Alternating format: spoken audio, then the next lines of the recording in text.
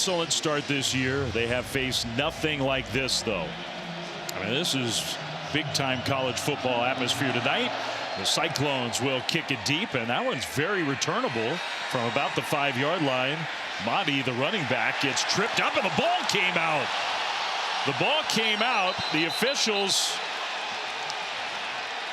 still waiting to make a signal, and they say Iowa State ball.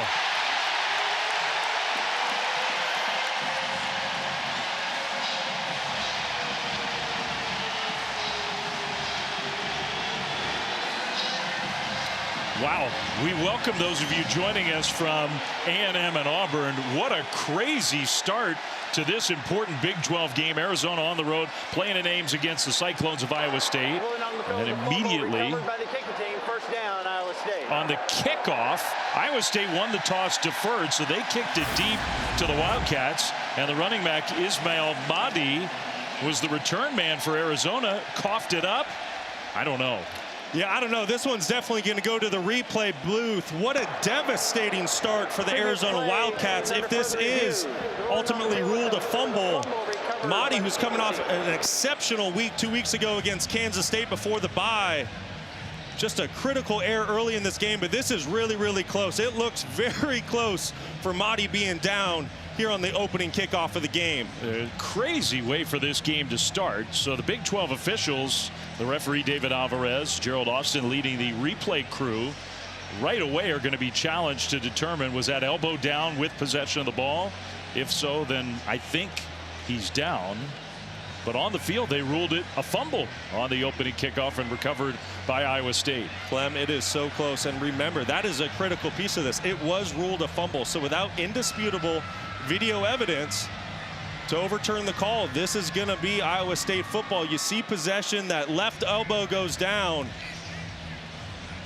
I mean, it's just going to be subjective to how the officials see this. I think he still had it in his hand when that elbow hit the turf. But we're going to wait and get the call from the replay crew, the conference officials back in Irving, Texas, and our referee David Alvarez. They've made their determination. Let's get a very big call.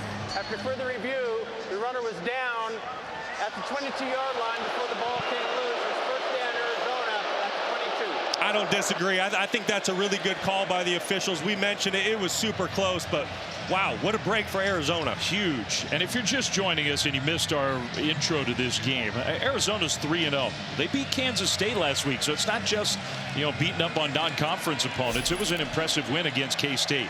But they are being tested big time tonight, almost like a litmus test to see, is their program back to a higher level after a down year. Mahdi, who fumbled the kickoff, is on the field alongside the very experienced and talented Noah Fifita, the Arizona quarterback. So the Wildcats dodged that bullet to start this game.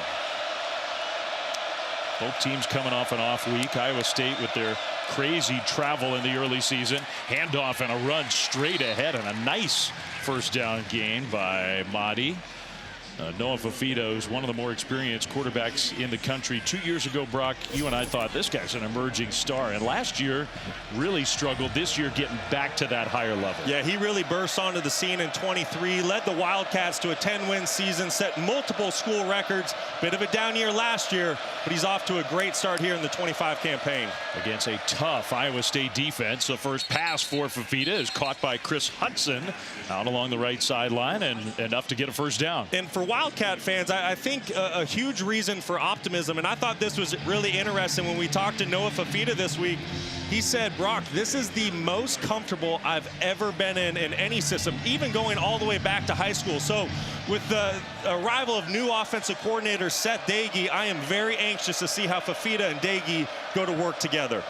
50 career touchdown passes for Fifita. On first down, Mahdi is going to get the carry and turn it around the left corner. He gets to that corner to midfield along the far sideline and finally pushed out of bounds in Iowa State territory. Ismail Mahdi, after the would-be fumble on the opening kickoff, he looks good. Keep an eye on big 71. That's Bounds, the right tackle, does an excellent job on the counter play of pull-in and creating a huge outside hole for Mahdi. Mahdi coming off a monster game 2 weeks ago with Kansas State, picking up right where he left off. Guy's got an amazing story in college football. 22-yard run Arizona on the move to start this game. Fafita rolling right's going to check it down short right to Mahdi, who lowers those shoulder pads and gets ahead to the 40 for a gain of 4.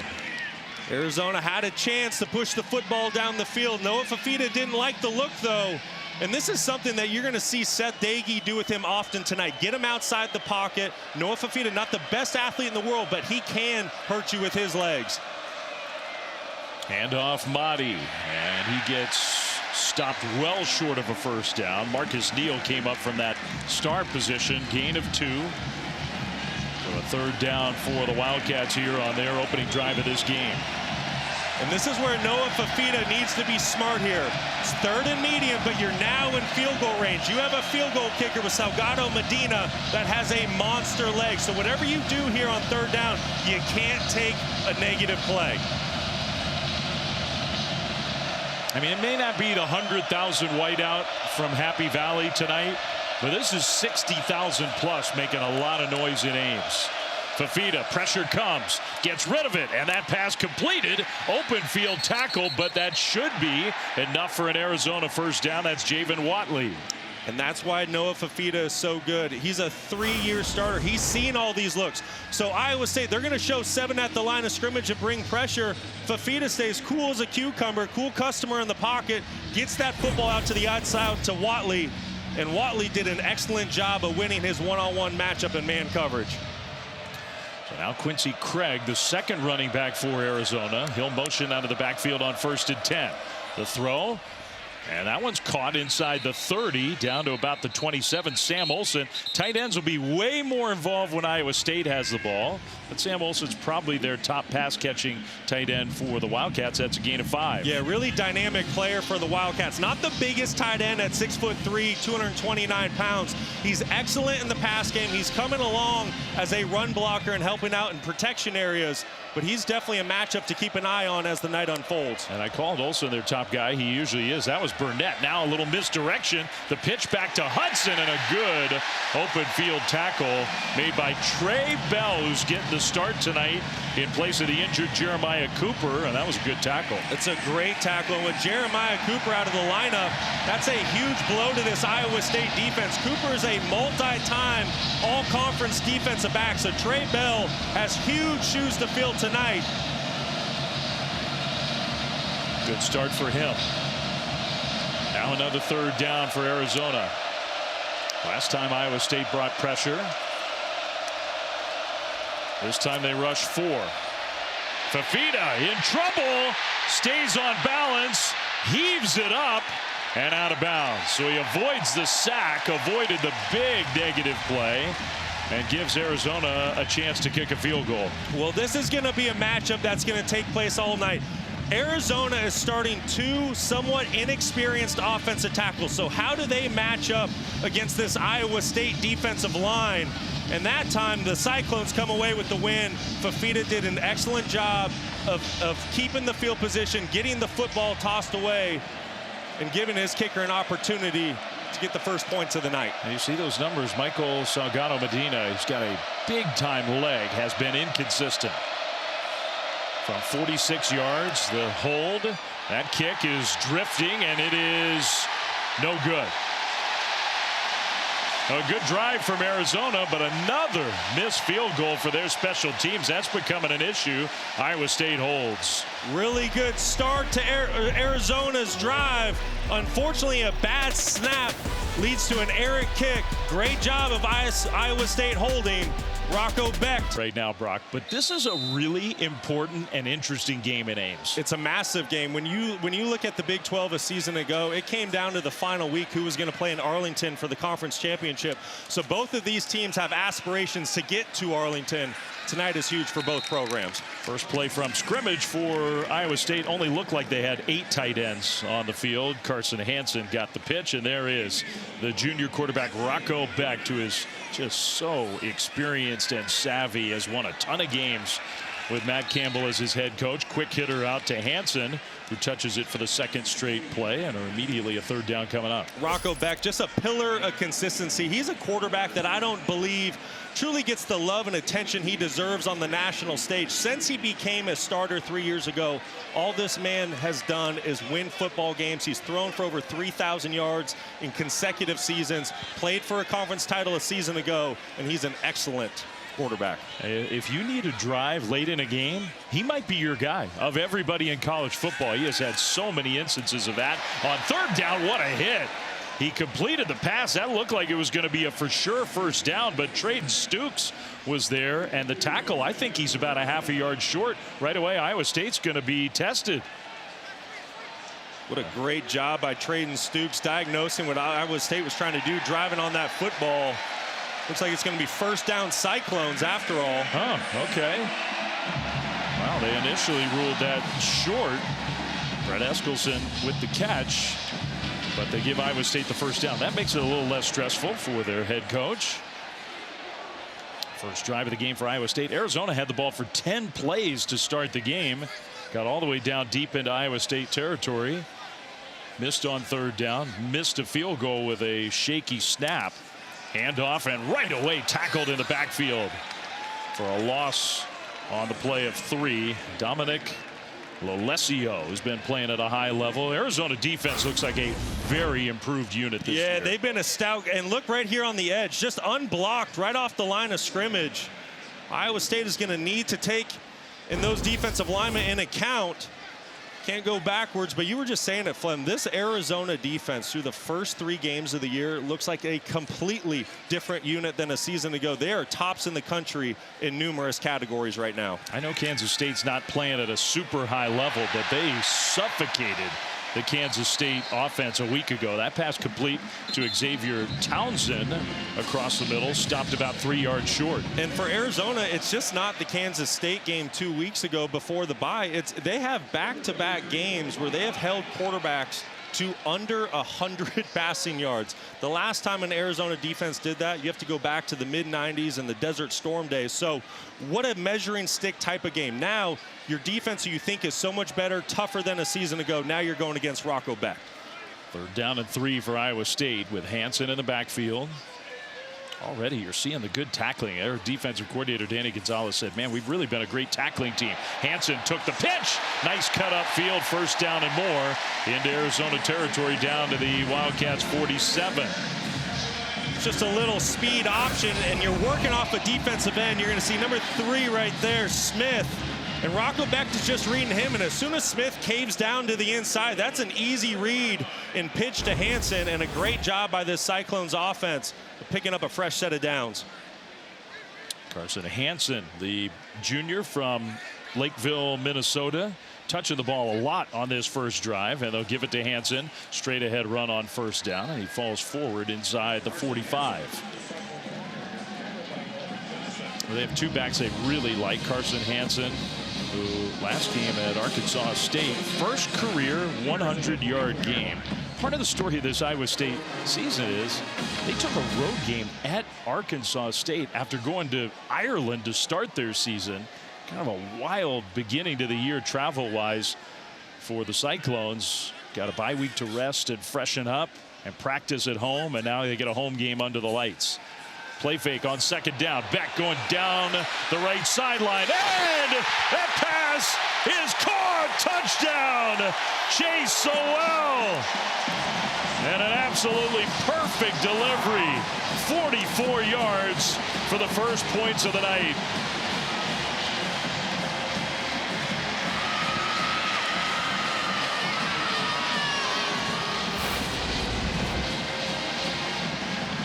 I'm sure they're checking to see if he actually made it in the end zone. That's close, real close. It's right there at the goal line.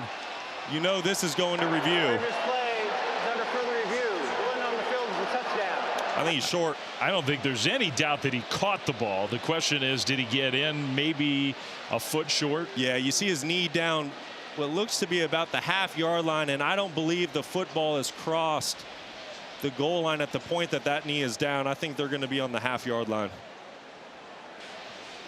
Well, we have our rules analyst, Jerry McGinn, who joins us again here this evening. And it's early in this game, but no time like the present to bring Jerry in. What do you think, Jerry? Are we looking at that correctly? Exactly. I'm agreeing with Brock. It's a good catch. He has possession of the ball. He has control of the ball. The knee comes down at about the 1 yard line. So they'll reverse this, and they'll have first and goal. All right. It was a beautiful pass, great play, but Matt Campbell's team may need at least one more play to actually punch it in. I was just going to say, how about that throw by Rocco Beck? Wow. Just dropping the football right in the breadbasket. Receiver doesn't have to break stride. And if you're an Iowa State fan, you love seeing that because the wide receivers have not been a big part of the offense through the first 4 games of the season. Great to see Sewell make a big play. After review, the receiver was down at the 1 yard line. It will be first and goal from that spot. All right, so it is a catch. We'll wrap it up with a couple more looks at this play. You were talking about the throw. Beautiful throw. Yeah, and I think this is one of the best attributes about Rocco Beck is it's his accuracy, and specifically his deep ball accuracy. You see it, the receiver didn't break stride. The football is exactly where you want it placed. And this is why he's one of the best quarterbacks in the country. Iowa State, a lot of talk about the receivers. They graduated a couple guys to the NFL as high draft picks. And part of the reason why there's been anxiety about that around here, it's like, hey, we have this quarterback. We got to take advantage of him. First and goal. Hansen leaves the backfield. Beck under center is going to sneak it for the touchdown. Well, his touchdown throw got taken off the board, so he adds a rushing touchdown to his stat column.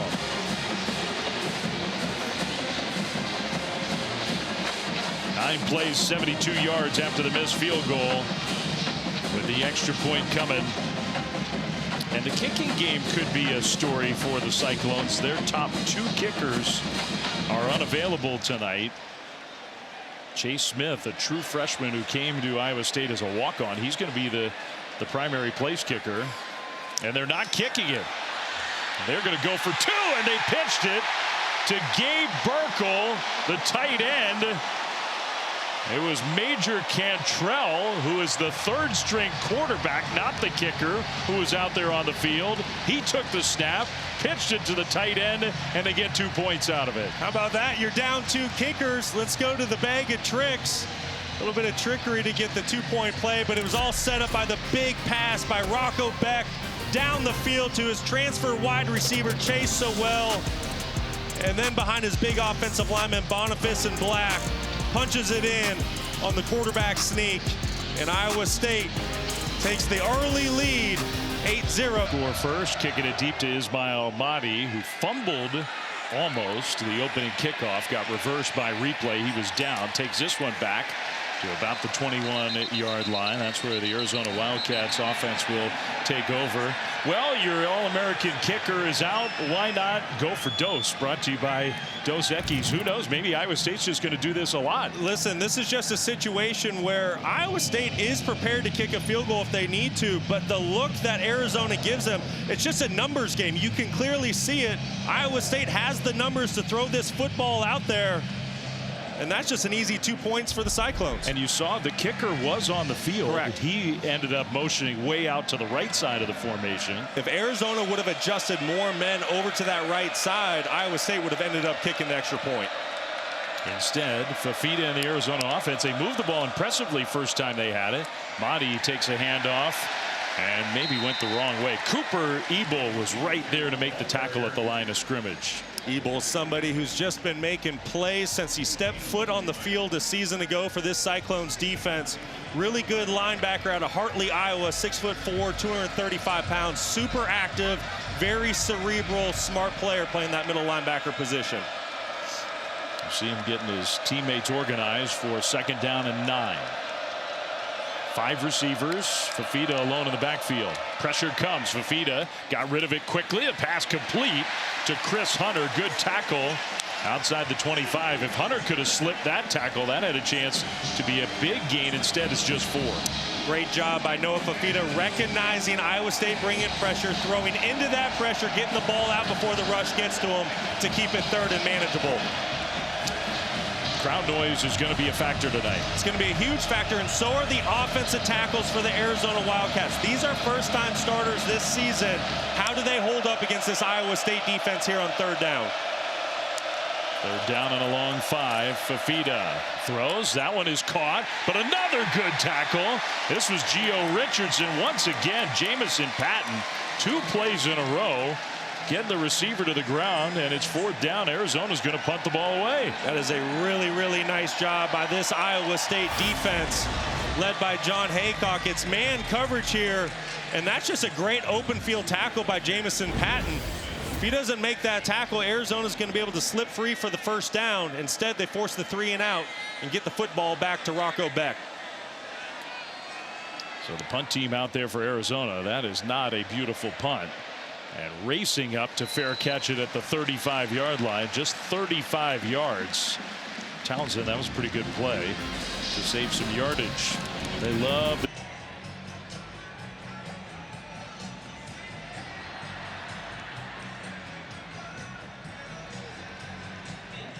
Cyclones from the 36-yard line.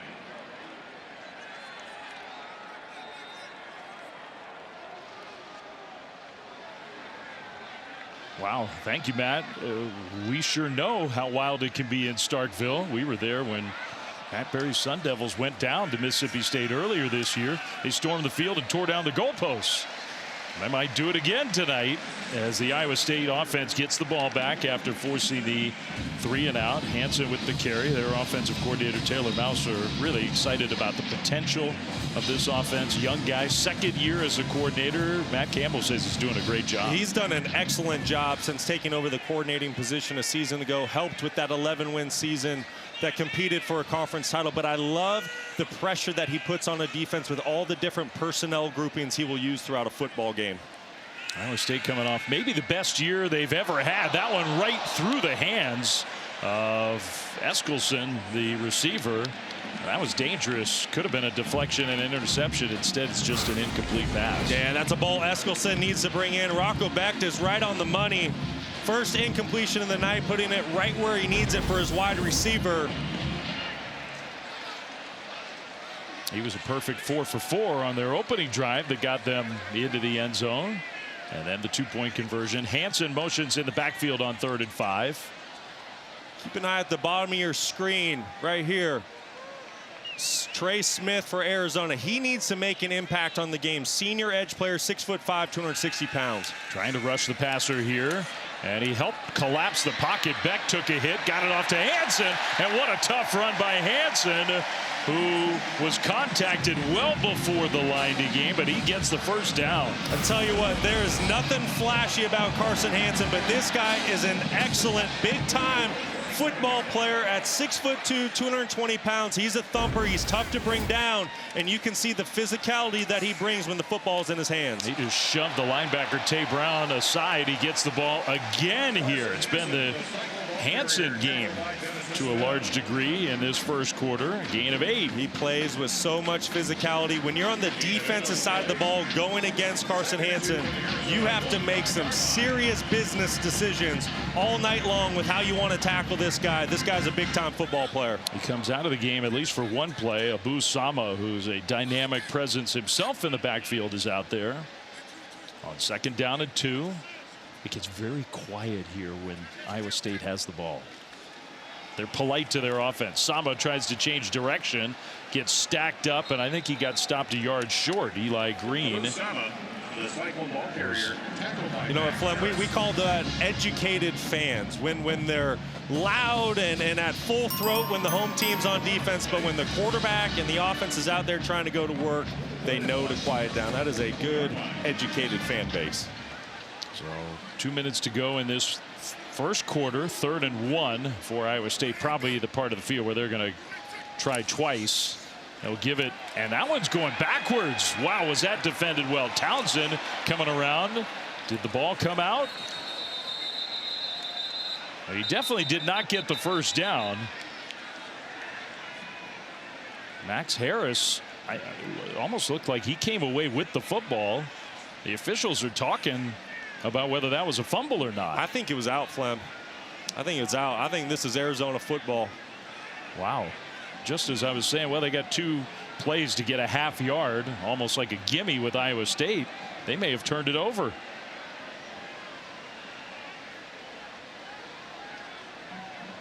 The ruling on the field is a fumble recovered by the defense.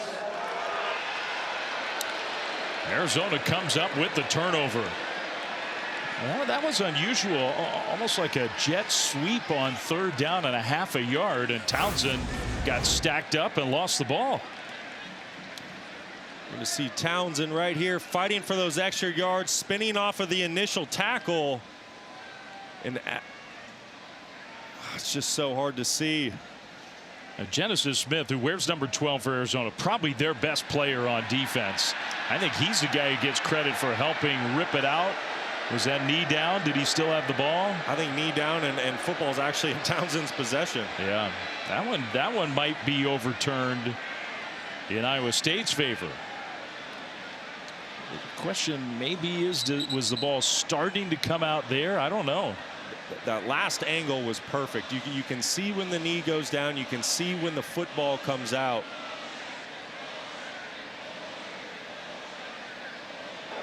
Previous plays under Can we go? review. The run on the field was a fumble recovered by the defense. All right, so now they are going to officially review this. All right.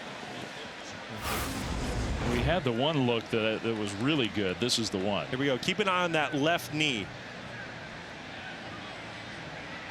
Does he still have possession of the ball? Looks to me like he does. Well, I think he does. Now, give it. You have to remember the ruling is a fumble, so you have to have indisputable video evidence to overturn this.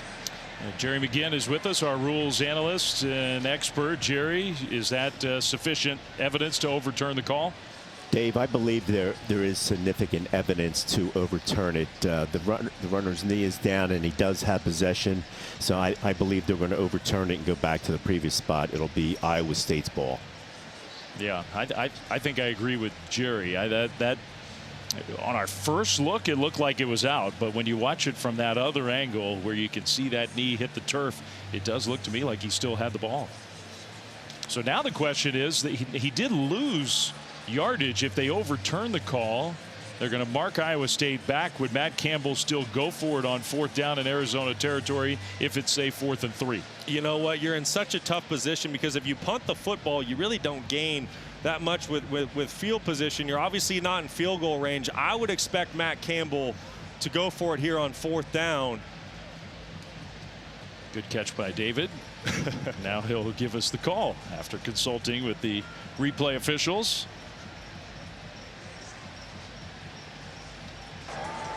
After further review, the runner's knee was down at the 45.5-yard line. It will be 4th down from that spot. So at the 45.5-yard line.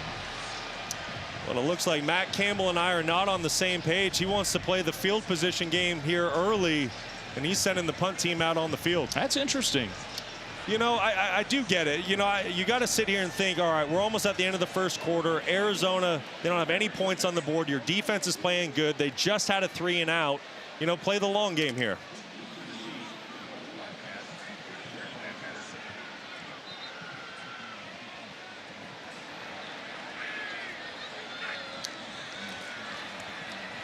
Arizona return man. That's Patterson inside the 10, makes a fair catch around the 7. Iowa State's defense back on the field. How about a look at our playbook brought to you by Modelo? Yeah, let's get into this 3-3-5 defense led by John Haycock. I want to show you why it's so difficult. This is a 3-man rush. You have 3 defensive linemen, 3 linebackers, and 5 defensive backs. Look at all of that space out there that is covered by Iowa State. There's a lid on the top of the defense. There's bodies everywhere. Yes, there's a completion, but boy, did Avery Johnson have to work for it. And then this is the same 3rd down distance later in the game. You get man coverage up top, zone down below, and you get a 6-man pressure by the front. When you play a 3-3-5 defense, there's just so many different variations that you can throw at a quarterback and an offensive line that makes their night a nightmare.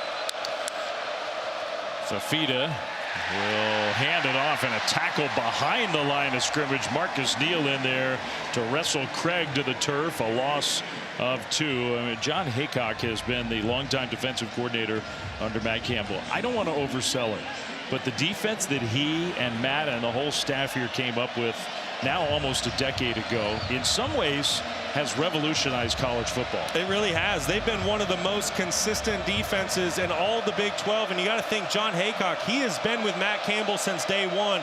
And they have been doing this season in, season out, going all the way back to 2016. When you think back a decade ago in this conference, quarterbacks were just lighting it up, points everywhere. Second and long, Fafita from the end zone going deep, and a jump ball incomplete. Contested catch attempted by Chris Hunter. Jamison Patton has been everywhere in this first quarter. He was there to knock it away. That was a great play by Jamison Patton. You're all over it, Flem. He's having an excellent first quarter. Times this well, gets a hand up, and just enough to cause a 3rd and long here for the Arizona Wildcats backed up.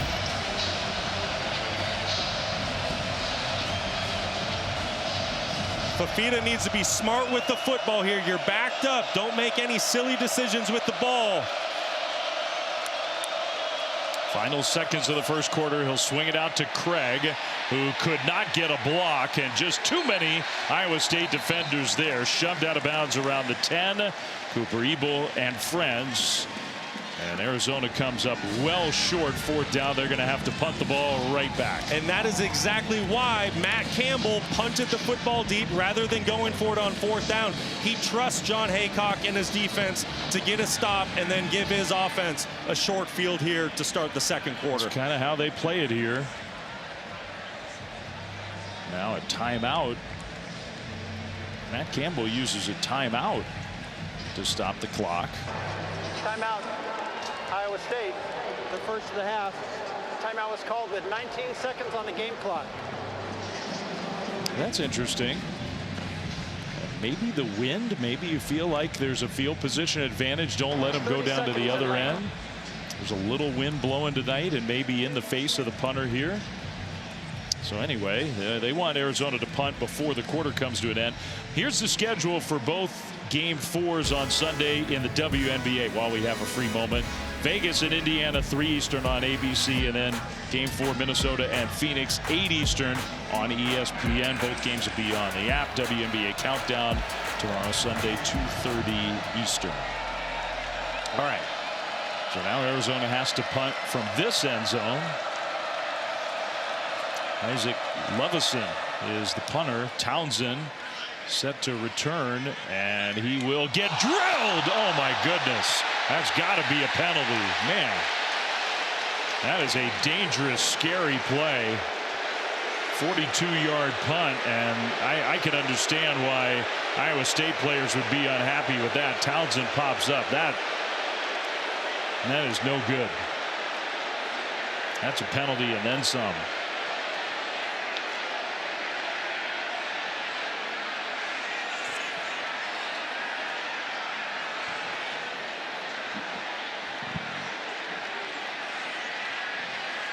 Dalton Johnson on special teams was the guy who put that hit on.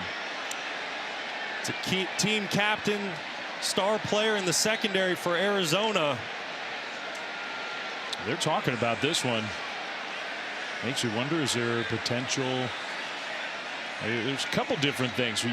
They could be talking about targeting. They could be talking about whether he got shoved into the returner. There is a late shove by a Cyclone.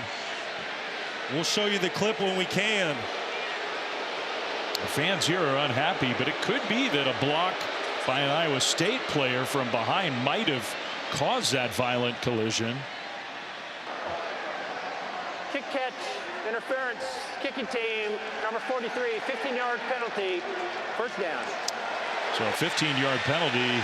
Aiden Flora, I think, was the guy who might have shoved from behind. That's definitely what Brent Brennan is arguing. He's unhappy. Yeah, and you're going to see it right here. 21 right on the right side of your screen. You see the shove that he gives to Johnson. It's light, but you can clearly see it.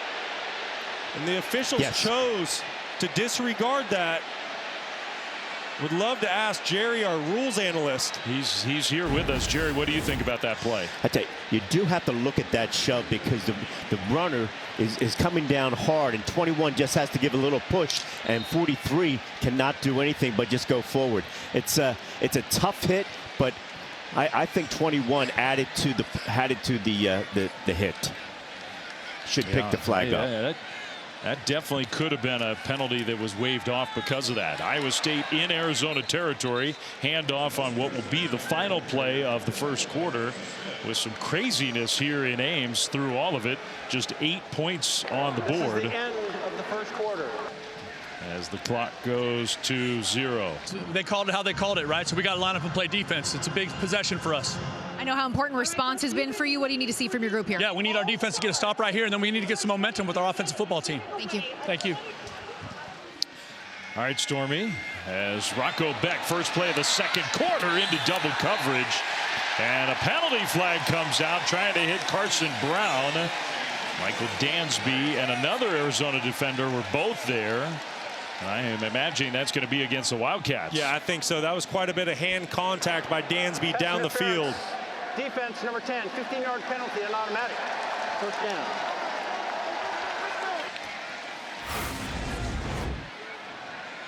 Here you see 25, Dansby doesn't get his head around and is making some good contact with that left hand. Correction, the number was 25.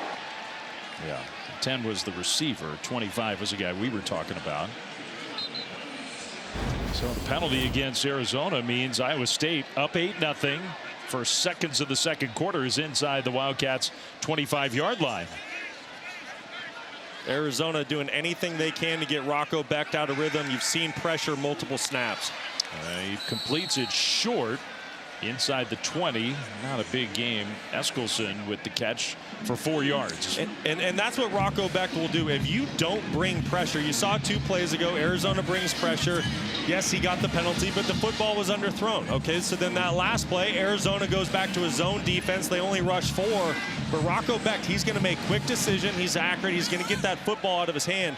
You have to have a good mix. You have to keep him guessing what's coming next. I expect a good dose of pressure from Arizona. He's under center here, and he'll hand it off Hansen, who had a big first quarter. Straight ahead inside the 15 and close. Stop maybe a yard short. Well, Carson Hansen, he's been active in this game. 8 carries already. Plus, he's got 2 catches out of the backfield. Yeah, he's such a great all-around running back, whether you're trying to use him in the pass game or run game, and just his sheer size alone, such an advantage. Iowa State really controlling the line of scrimmage. I expect them to run the football here on 3rd and short. They bring all those tight ends back close to the ball and hand it off, and then Beck gives Hansen a shove. Wow, now that was, you don't see. Hansen got a shove from Rocco Beck. And that's a first down and more. What a fantastic job by the left side of the offensive line, and your tight end 84, Gabe Burkle, just completely washed down that Arizona defensive front. And that's what I'm saying. Iowa State is controlling the line of scrimmage. Hansen again down to the 1. The second and goal coming up. It was almost like Rocco Beck was saying, here's the hole. Go to that one. Yeah, he saw it. He wanted to help his back out. I don't think he needed the help. But until Arizona can get this Iowa State offense off schedule, somehow you have to win the line of scrimmage. You got to get Rocco Beck off of his spot.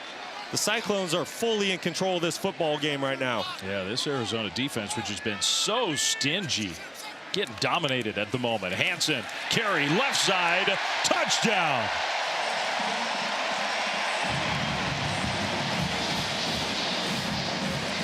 Well, Brent Brennan said we need to stop. They did not get that. There was very little resistance on that quick, short drive from the Cyclones. Impressive. Just excellent complementary football. If you think back a couple series ago, Matt Campbell, instead of going for it on 4th down at midfield, punts the ball deep. What's your defense do? 3 and out, get you a short field, and then the offense and the offensive line really taking control of this football game. Punches in another touchdown. Excellent complementary football by the Cyclones. Looks like they are going to kick it this time with Chase Smith, and his point after try is up and good. But it's a good point.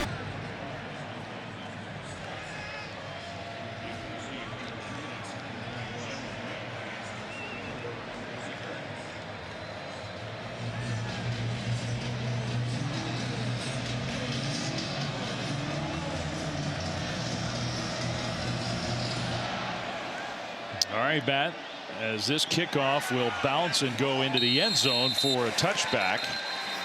Arizona gets the ball back here. Let's take a look at this week's college football rankings. Upset, but I don't know if anybody's really that shocked by that. Yeah, to me it says more almost by Ole Miss, right? And how impressive of a win that is for them to get early on in the season. Arizona needs to move the ball on offense. Fafita finds his tight end. That's Sam Olsen. And he'll get across the 30, out close to the 33, a gain of 7 on first down. I really like what Seth Dagey did there for his quarterback. Spreads him out, gets him in empty, and that's where Noah Fafita really likes to play football. He sees the field so well, gets the ball quickly out of his hand. And you see that graphic there, 8 completions to 8 different receivers. That's a first down run, and that's really impressive. But 8 completions for a total of 42 yards. Well, and it's because of the defense that Iowa State plays, and we showed that a couple series ago when you saw the 3-3-5 defense and what it can do. You can put a lid on this defense and play deep, and there's no holes, and there's very few places to push the ball down the field. You can also bring all-out pressure. There's a lot on Noah Fafita's plate tonight. First down, Arizona. A little fake handoff, and then he throws one behind Chris Hudson. Incomplete. Let's go down to Stormy. Well, Dave, you talk about what this Iowa State defense has done, and one of their leaders on that side of the ball, Jontez Williams, was very active on the sideline before coming out there. He said, no hope. Give them no hope. Keep doing what you do. Take away that will. And obviously very pleased with what they've done to this point, but something to keep an eye on as well. Tyler Miller, Iowa State starting right tackle, just went into the medical tent a moment ago dealing with the left shoulder, so something to keep an eye on there as well. Okay, so when Iowa State gets the ball back, that would be a big loss for them. They have dominated the line of scrimmage so far in this game. Fafita's got time to throw, and incomplete. His receiver got tangled up there, Chris Hunter. Maybe he was going to break open for a catch. Instead, it's 3rd and 10. Well, there was just nowhere to go for Hunter when he was coming out of his break. And Arizona wide receiver on the outside falls down. He literally has to hurdle over him. Just a miscue by this Arizona offense. And now they find themselves in 3rd and long. And what's really become a drive that you almost feel like early in the ball game, it's a gotta-have-it moment. There's a long way to go in this game, but Arizona is in trouble. 3rd and 10. Shotgun snap, just a 4-man pressure. Fafita across the middle, and it's incomplete. There were 2 different receivers. Initially, I couldn't tell, was it for Hudson or the deeper guy, Luke Weissong? It kind of bounced in between them. You know, Flem, I'm confused. The football went right in between the 2 wide receivers. Fafita, you have to give credit to his offensive line. They built a great pocket for him, but just nowhere to push the football down the field. A slightly errant throw, but give a lot of credit to this Iowa State defense. They're stingy, they're tough, and they're just not giving up big plays right now. That was sort of Stormy's point. The words from the Iowa State defender, don't give them any hope. I think sometimes for a quarterback against this defense, it feels like that. Like, where am I supposed to go with the ball? Punt return for Townsend, who made some nifty moves, but really didn't get a whole lot of real estate to the 10-yard line. Game dominated so far by the Cyclones.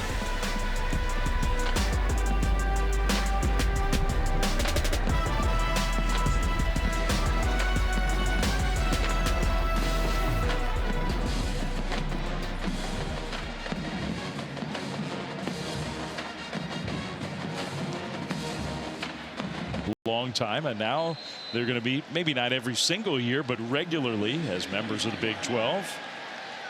Big 12 has officially become a nationwide conference, East Coast all the way to the West Coast. Tucson and Ames are 2 pretty different places. Yes, they are. They don't have a whole lot in common geographically. Iowa State jumped off sides there. Offense, number 75, So that's a 5-yard penalty, still first down. false start against James Neal.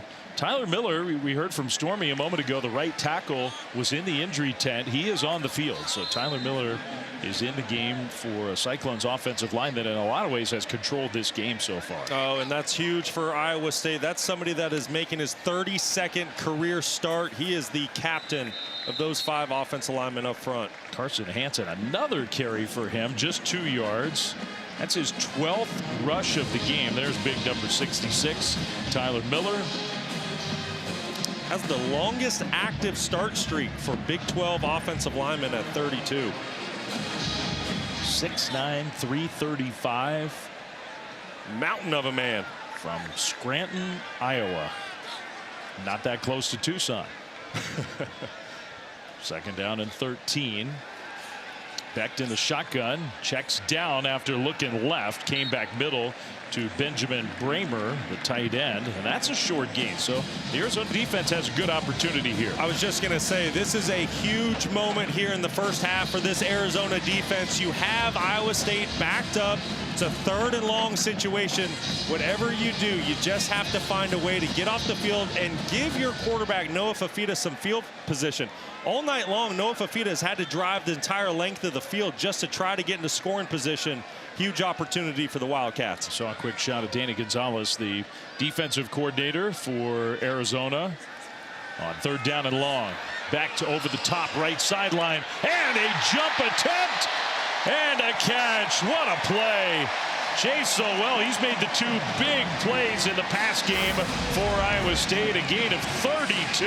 I don't understand this call by defensive coordinator Danny Gonzalez. Why would you play man-to-man coverage in a 3rd and long situation? Rocco Becht does an excellent job of recognizing that and taking advantage. Man, they got burned there. Now they try to play fake on 1st down, and the pass knocked away by Genesis Smith. That's a huge play in this game. It is, and I just think in those situations as a defensive coordinator, you play zone coverage, you rush 3 or 4, and you keep the offensive players in front of you. You rally to a tackle and get off the field. They elect to play man coverage, and Rocco Becht is too experienced and good of a quarterback. He's going to make you pay. It just felt like Becht, as soon as he saw that, knew exactly where he wanted to go with the ball. I guarantee you he was smiling ear to ear pre-snap when he saw man coverage with one of his fastest wide receivers. Another play fake and a ball tipped at the line of scrimmage.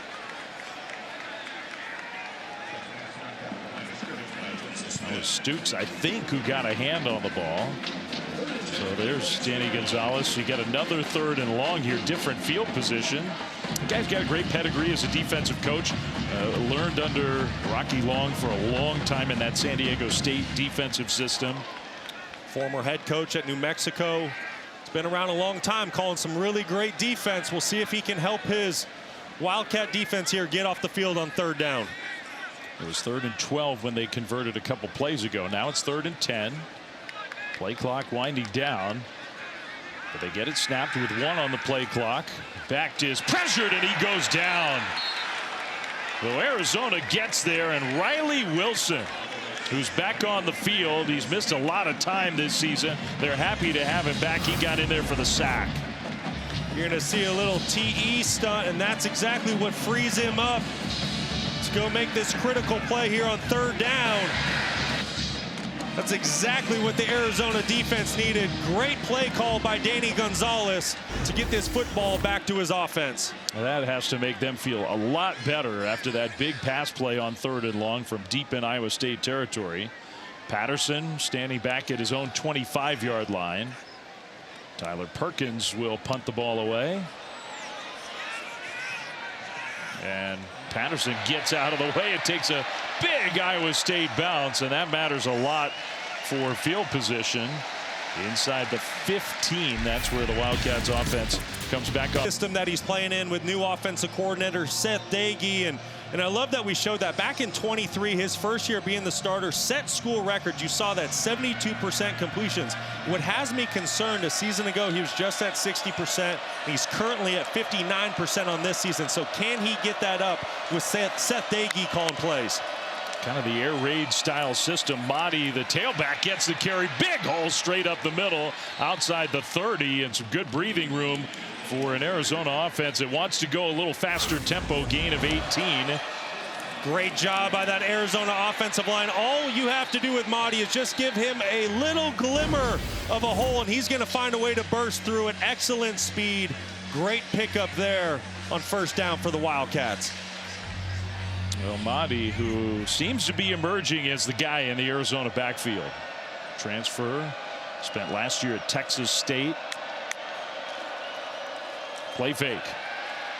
all kinds of time. Fafita just looking for somewhere to go with the ball. Now he's going to scramble, and he'll take a hit and go down. He did get some positive yardage, 3, maybe 4 yards on the quarterback carry. You know, Mahdi, he's such a great addition to this Arizona offense, coming over from Texas State, where he's a 2-time first-team All-Sun Belt player. 2 seasons ago, led college football in all-purpose yards with over 2,000 yards. I mean, this guy's a big-time football player that already has an accomplished college career. Huge addition for the Wildcats. You even rewind before Texas State, you saw that graphic at the FCS level. He won that Jerry Rice Award. You look at the list of Jerry Rice Award winners, top freshmen at the FCS level, a lot of good players who've gone on to great careers at this level and beyond. Mahdi out to the 40, so he gets 5 more on the ground to set up 3rd down and short. Well, and that's what I love most about him. Right there on 2nd down, there was no really hole for him to go, but just because of his size, patience, and vision, he finds a way to make this 3rd and short. Fafita sends him out of the backfield, out to the left side of the formation. Fafita's going to run the ball, got stacked up, and it's going to depend on the spot. And they'll say he got the 1st down. Some good hard running by Fafita. And talking with Seth Dagey, his offensive coordinator this week, he said that this is something he wants to see more out of Noah Fafita. He wants him using his legs. Obviously, this is a designed quarterback run, but he really believes that the legs of Noah Fafita can be a big-time strength of his game. They've encouraged him to run a little bit more this year. Play fake on 1st down. Fafita throws this one, and it's completed out near midfield. Wow, they spotted him way back at the 47-yard line. Javen Watley with the catch. Great job by Fafita, staying calm in the pocket. There was a little bit of pressure. Finds the soft spot in the zone defense. Look at those 4 receivers all out on the left side. Fafita's going to run on the right side. Kind of ducked under the would-be tackler of Patton, and I think that's enough for another Arizona 1st down. Move the chains. Arizona going quick. Let's quickly go down to Stormy. Well, you guys mentioned the relationship that Noah Fafita has with Seth Dagey. When I asked Fafita about Dagey asking him to use his legs more and run, how did he feel about it? He said, I will follow Coach Dagey to the end of the earth. He asked me to do something. I trust he's putting me in a good situation. Says everything. I think they have a really special relationship. I know when I saw the hire of Seth Dagey in the offseason, I just thought from his time in the air raid system at Texas Tech, the time that he spent with Lane Kiffin, he had a chance to create a really great relationship with Noah Fafita. You know, Mike Leach and Lane Kiffin, that's 2 pretty good offensive minds. Intercepted! Fafita just never saw Jontez Williams, who's taking it back the other way across midfield. Makes a move and finally goes out of bounds in Arizona territory. Wildcats moving the ball. Fafita turns it over, and the Cyclones defense strikes again. One of the hardest things for a quarterback is when you turn your back on play action, is you always have to find the backside corner in a zone defense. What does he do?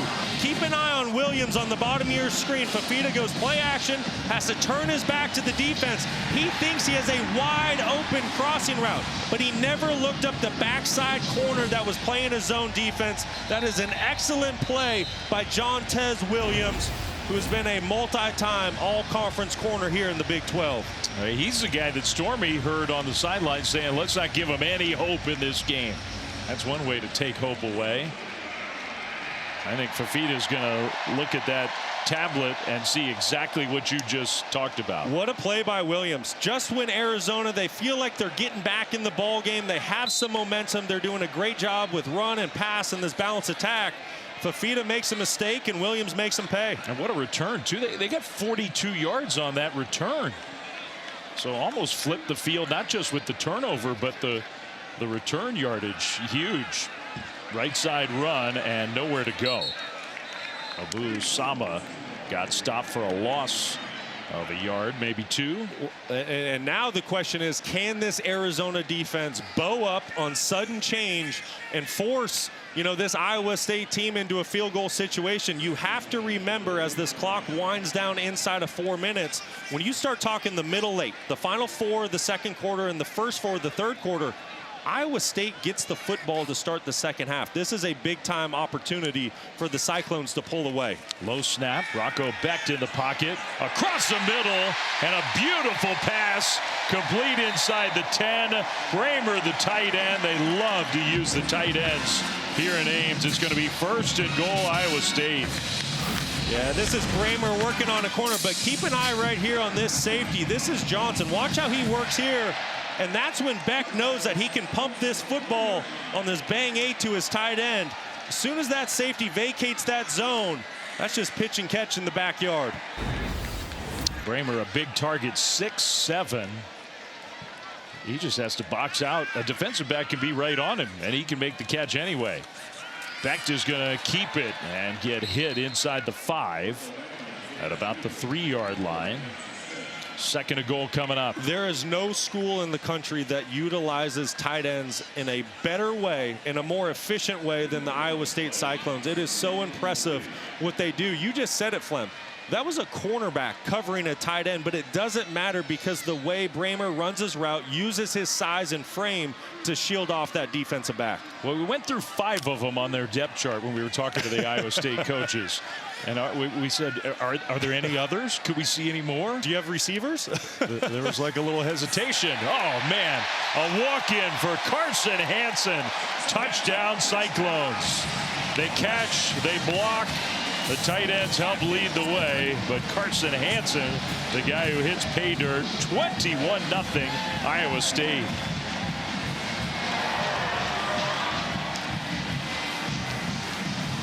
Tell you what, Iowa State is hitting on all cylinders here in the first half. Offense, defense, special teams. Talking with Arizona head coach Brett Brennan this week, he said that this was a measuring stick game for his football program. He thought they were more talented. They had some great acquisitions in the portal. He thought they were bigger, more physical, and a tougher football team. But right now, Iowa State is saying different. Measuring stick game. Right now, the Wildcats are definitely coming up short. Beautiful interception and return from Iowa State's defense that set up another efficient turn in the red zone with those tight ends leading the way. And the Cyclones are up big at home.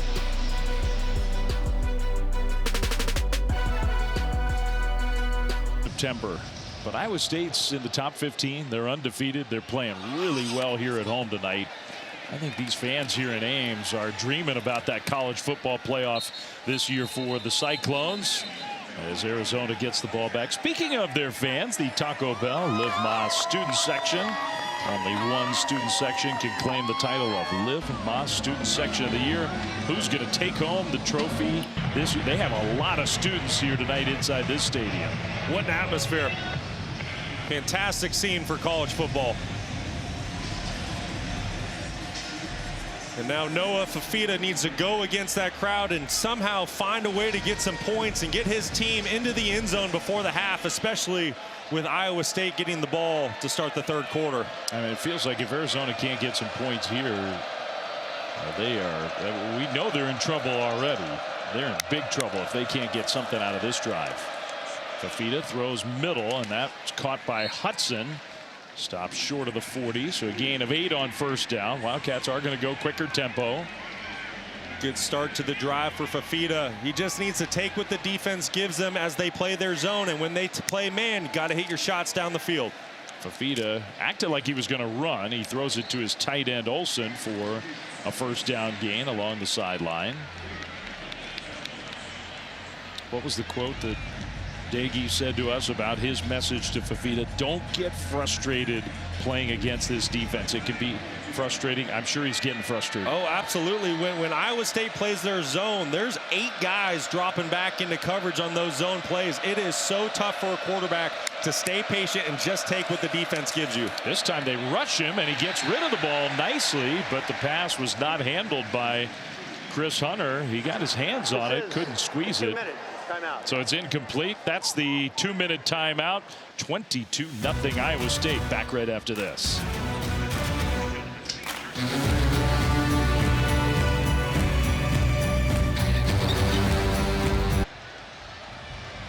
Wow. All right. Lots to talk about, Matt, on a packed day of college football. We've got 1:58 to go until halftime. 2nd and 10, Arizona, on what feels like a gotta-have-it drive for the Wildcats. Fafita throws that one complete to the right sideline. I want to go back just a couple of plays ago. We talk about all this zone defense that Iowa State plays, but when they play man, Noah Fafita needs to hit his shots downfield. If he puts this football out in front of his wide receiver and hits him in stride, you break one tackle, there's a chance you house call this play. Those are the throws Noah Fafita needs to make when Iowa State elects to play man coverage. I mean, I think it's a good point because you've been saying all night, they don't give you many opportunities. They have that shell. They make you take your checkdowns. You might get a few a game. You got to hit those. Iowa State showing zone coverage. They rush just 3. Fafita across the middle, and that pass is complete for an Arizona first down into Iowa State territory, down to the 45, caught by Wysong. That's a big-time catch by Wysong. He knows he's going to take a big hit after he catches this football, stays concentrated on the reception, and that is a big-time pickup for the Wildcats. Clock moving. Remember, Arizona has all 3 of their timeouts, so they should have plenty of time. Fafita going deep down the middle, and the pass is incomplete. He had Hudson. He had a stride plus on the defender, Tayshawn James, but it's incomplete. And we've talked about this tonight. Going back to the 23 season, these were the plays that Noah Fafita hit down the field. Last year, he was a 60% passer. He dropped 12 percentage points. And he's a sub 60% guy right now, and you see why. That is an open wide receiver in Chris Hudson that he needs to hit for a touchdown. We compared these 2 quarterbacks at the start of the show, and Rocco Becht, he's made a couple beautiful deep ball passes. Monty back in the game. Fafita's going to keep it up the middle, big hole, and Noah Fafita gets another first down inside the 35. It's a great job of Fafita recognizing the defense, flowing with the jet sweep. It opens up a gaping hole for the quarterback. The Wildcats are marching. 21 pass attempts, only 71 total yards for Fafita. He's missed those chances for the bigger plays. Throws right sideline. Phelps with the catch and steps out of bounds. Really good job of Phelps to get that foot down inbounds, using his big frame to bring in that football. We've talked about how critical this drive is for Arizona. Down 22 points. Iowa State gets the football to start the 3rd quarter. Noah Fafita needs to take advantage when Iowa State plays man coverage and find a way to get his offense in the end zone. 2nd down and 4. Wildcats have had some good drives in this game. They missed a field goal. They threw an interception. Fafita is going to cut it upfield again. Take a hit inside the 25, and he got real close. They'll stop the clock and say first down. So Fafita got just enough. I like the tempo that Arizona's playing with here. You don't want to give the football back to Iowa State with any time left in a perfect situation. You want to bleed as much clock as you can and score when this clock says zeros in a perfect world. Now that clock moving again, and I think to your point, that's fine from the Wildcats' perspective with those 3 timeouts. Craig gets the handoff, had nowhere to go. Now you might have to think about using a timeout. They will.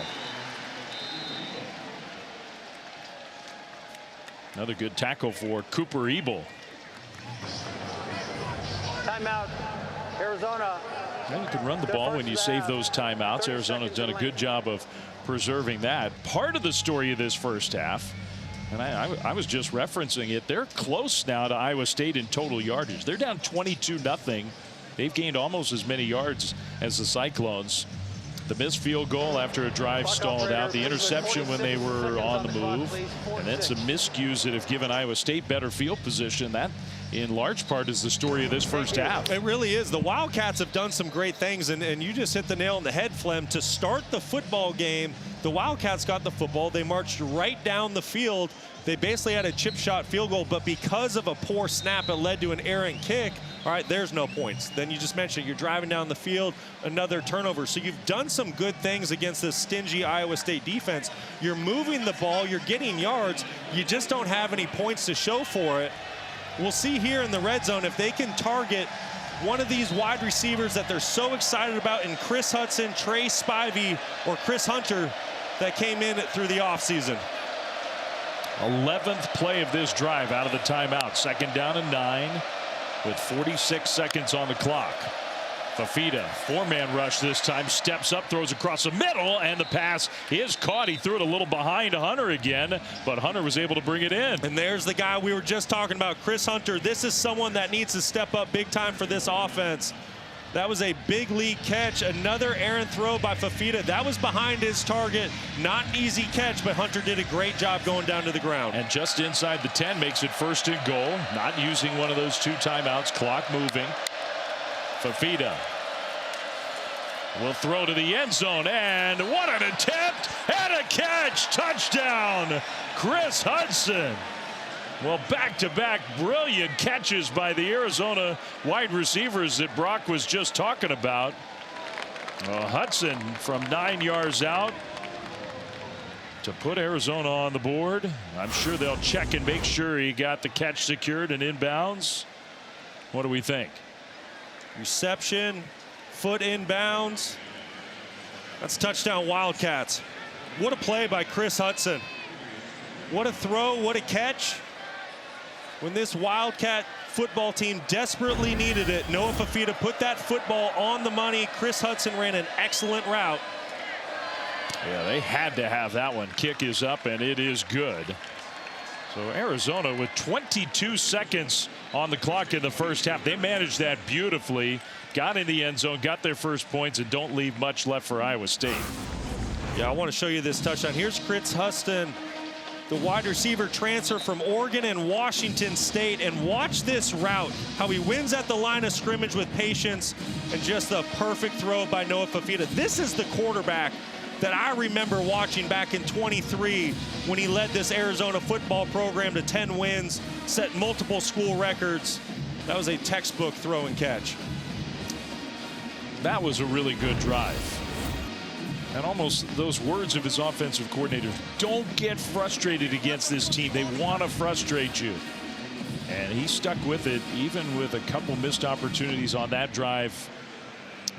Get it all the way down the field. 12 plays, 69 yards, 2.5 minutes. They only needed one of those 3 timeouts. They managed that about as well as you'll see a team at this level manage it. Well, can't wait to watch that one unfold. But Flem, I love the point that you just made not too long ago about Arizona managing that situation, leaving only 22 seconds for this Iowa State offense. Back to play fake, and he's going to go downfield deep into some coverage, incomplete. Well, if you thought Iowa State, sort of Matt Campbell, complimentary football, be conservative, take a knee, he let his quarterback let it fly. Yeah, that surprises me a bit. Usually in these situations, especially when you have the game and control the way you do, you're going to throw more of a guaranteed type quick, simple completion. If you can get the drive started, then maybe you put your foot on the gas. That was a pretty dangerous throw by Rocco Beck. We had the shot of Matt Campbell in his headset talking with his microphone, and I think we now know what the message was. Guys, we're not doing that again. Yeah, we got a good lead and we get the ball to start the 3rd quarter. Let's be smart. All right, message received. I mean, it's still a very successful first half for Iowa State as the final seconds tick off the clock. A lot of good for the Cyclones. Arizona did get in the end zone, so they're not done yet down on the field. With Arizona has more total yards than Iowa State does in this game. So we will see kickoff into the end zone, and it'll be a touchback for the Iowa State offense coming on the field. Yeah, and they were really great in the first half, putting up 22 points. Just watch the accuracy here from Rocco Beck. This is in the first quarter. Man coverage, Sewell trying to push the football down the field, drops the ball right into the breadbasket. This is something the Iowa State offense had not been doing very well with in the first 4 games of the season, using those wide receivers down the field. And then the big offensive line took over with running back Carson Hansen as well. A great mixture of plays in the first half, run pass by the Cyclones. Hansen starts in the backfield, and back to on the move. Will dump it to Burkle, one of his many tight ends. for a nice pickup on first down. Let's go down to Stormy. Well, Dave, talking to Arizona head coach Brent Brennan, he said he felt like a lot of their issues in the first half were self-inflicted. Specifically noted that turnover. He said we can't give Iowa State a short field. We really need to focus on doing our keys. And he said they started to do that on the final drive. Need to carry that over because he said with full confidence that he knows his team can come all the way back. All right, thanks, Stormy. Look, and Stormy referenced earlier in our telecast about how Arizona was full of confidence coming into this game. And a lot of talk from Brent Brennan was about, hey, we feel like we are massively improved this year. We're going to put that to a test on Saturday in Ames. Yeah, and I think that test happens right here on this drive. Can this Arizona defense stop this Cyclones offense and get their football back to the offense? Wow, threading the needle and now out into the open. So well again. Another big play for him in the pass game all the way down to the Arizona 10. Perfect pass from Rocco Becht, and it goes for 53 yards. Just a basic little inside slant on their RPO play. Becht can hand this football off, but he sees a window in the zone defense. Sowell does a great job of turning a simple 5-yard pass into an explosive gain for Iowa State. 3 catches. He's got 127 yards in the game. Hansen with the carry and a gain of 5. On first down and goal, it'll be second and goal for the Cyclones. Well, and what were we just talking about? Can this defense get the big stop that their football team needs? But you see what just happened. There's a reason why this Iowa State football team won 11 games a season ago, competed for a Big 12 championship. Right now, they are the tops of the Big 12, and Rocco Becht is coming out firing in the second half. Those numbers from so well. He's got 127 yards. Iowa State as a team has 240. So those 3 chunk plays have been a huge part of their offense. Hansen straight ahead, power running, still going, stretches, and just stopped short. And he first made contact with the defender right near the line of scrimmage. He ends up getting 4 yards. That's what he does, Flem. 6'2", 220 pounds. There can be no hole. There can be no yards to be had, and he's going to find a way to get you 2, 3, 4 yards. Just a physical back thumper downhill. He's had a fantastic career here for the Cyclones. So now third and goal. Hansen already has a couple touchdowns in this game. Power formation for Iowa State. They give it to Hansen, and no, he did not get there. Iowa State says touchdown. No signal of that yet. Well, they're going to pull the pile apart and say, yeah, fourth and goal. He did not get it. That was a really great job of Trey Smith, number 3 on the right side. He's at the top of your screen. He's in there making contact, as well as 43, Dalton Johnson, the strong safety. Great surge at the line of scrimmage to set up this 4th and goal play. Looked to me like Matt Campbell was screaming at the officials, pointing up at the big video board. He thought his guy got in. He wanted a review. Instead, it's 4th and goal. This is going to be QB sneak. It is. The push. Touchdown.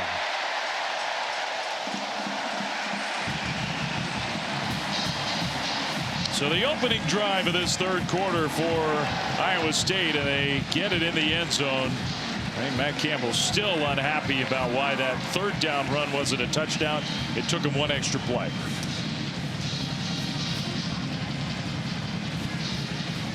That is what championship teams do. Going into halftime, Arizona felt like they had life. They had cut it to a 2-score game. Some momentum had gone their way. And Iowa State and Rocco Becht said, no, not so fast. Don't forget, we won 11 games a season ago. This is our home field. What a drive by that Iowa State offense. And Chase Smith, the true freshman walk-on kicker, doing the kicking tonight, right up and good. Rocco Becht leads his team right down the field, 29-7.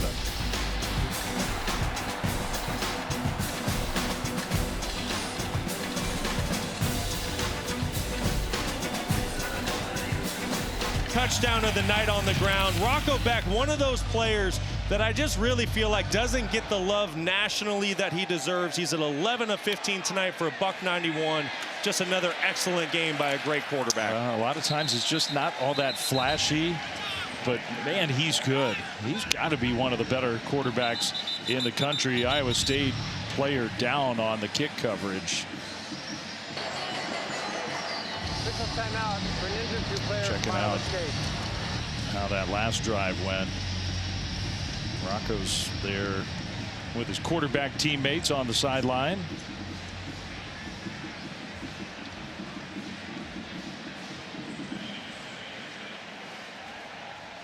Vince Benetti is the guy who's down, and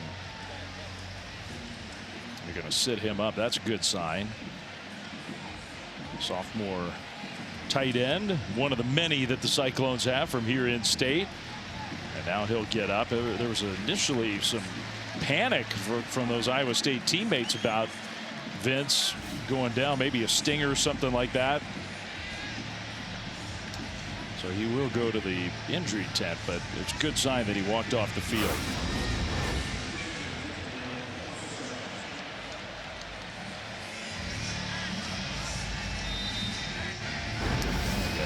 Kind of got pinned down. It was just hard to tell exactly what happened.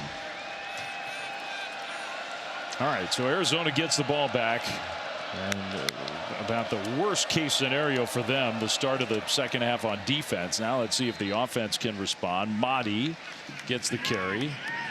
Mahdi's been impressive in not that many chances. They haven't run the ball all that much tonight.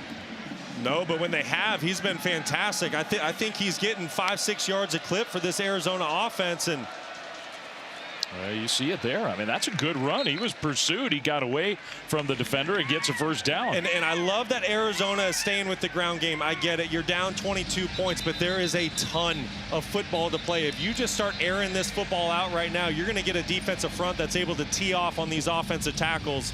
I love that Seth Dagey is sticking with the run game here. Well, that's not good news for the Cyclones. That's the big orange, the big citrus. His last name is Orange, Dominic Orange, the senior from Kansas City, the big smile, big personality, one of the leaders on this team, a guy who's got a big future ahead of him. Having a really great season for the Cyclones, and multiple seasons, but I think the impressive thing with the big citrus this year is just the shape that he got into. A season ago, when they won those 11 games, he only played in one game where he played more than 40 snaps. In 3 of the first 4 games this season, he's already played more than 40. So he's in excellent shape, best shape of his career, and really off to a great start. All right, so he'll come off the field. Stormy, how could I botch his nickname? I don't know, man. Come on, the big citrus. And he was awesome to talk to this week, but Brock alluded to it, like how much weight he had on him early in his career, up to 408 pounds. He had offers from teams like Ohio State, Georgia, Oregon. All of them pulled their offers because of the weight that he put on during COVID. So the work that he has put in to get to this point, when all those big programs started calling again this past offseason, he stayed with Iowa State because how much he owed to them for what they invested in him. Yeah, really cool story. When we talked with John Haycock this week, he just mentioned how proud he is of the person that the big citrus has become. Olsen, the tight end, catch on the run outside the 40. Another Iowa State player banged up after putting a hit on Olsen. That's Kyjon Cummings-Coleman. Timeout for an injury to a defensive That's player. 3 straight plays where an Iowa State player has been hurt. Just a freshman. I think he's got a big future ahead of him. And his head coach is in there trying to help just get him settled down.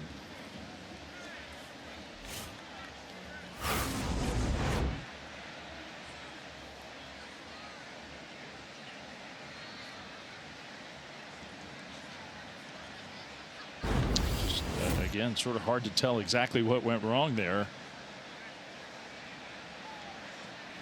Now Tayshawn James is headed towards the locker room. That's another point. We didn't even talk about him. And listen, this is a secondary that's already thin. Jeremiah Cooper, starting corner, was out from the get-go of this game, and now you see James and Cummings-Coleman. They're starting to get to second and third strings here in this secondary. I mean, that would be what, 3 of their top like 6 or 7 guys? Yeah, probably. Holding his midsection. And he's in a lot of pain. Maybe that right arm, right shoulder.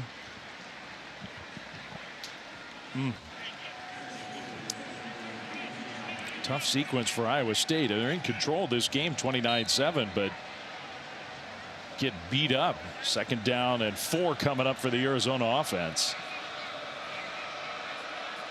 And we'll see if Noah Fafita and company look to take advantage of maybe a thinner secondary. Handoff straight ahead and a good tackle. That was Marcus Neal, one of the healthy starters remaining on the field.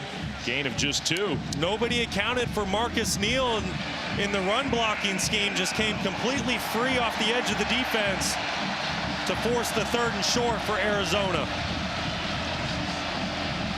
I mean, I would think, Brock, at this point of the game, we're down 29-7. You're close to midfield. You got 2 plays to get 2 yards. It's close. You know, you have to assume in a lot of ways it's 4-down territory. I do think if you don't get it, you do strongly have to consider punching the football away. Remember, Noah Fafita using his legs more this season. We'll see if Iowa State accounts for that. He throws, and that one is caught, so they won't have to make the no. The ball ultimately came out, according to the Iowa State defensive players. No real signal from the officials. Chris Hunter, and they're going to say catch. Arizona's going to try to get to the line very quickly and get a play snapped. 1st down, right around midfield. And they couldn't get it snapped. Well, they just stood there, snapped the ball. Yeah, they had the right idea. They're trying to snap that football. Previous play is under review. On the field was a catch. You want to do everything you can to avoid that replay. You have the 1st down. Just get the football snapped and hand it off and move on to take this out of the officials' hands. Now you have to remember, with a catch, you have to maintain complete and continuous control through the reception. And I just don't know if that's there for Hunter. Did it ever hit the ground? He ends up on that ricochet, kind of snatching it out of the air. Does it hit the ground? Well, it's hard to tell there. I think it's on the turf. I think it touches the turf just for a split second. It's really close.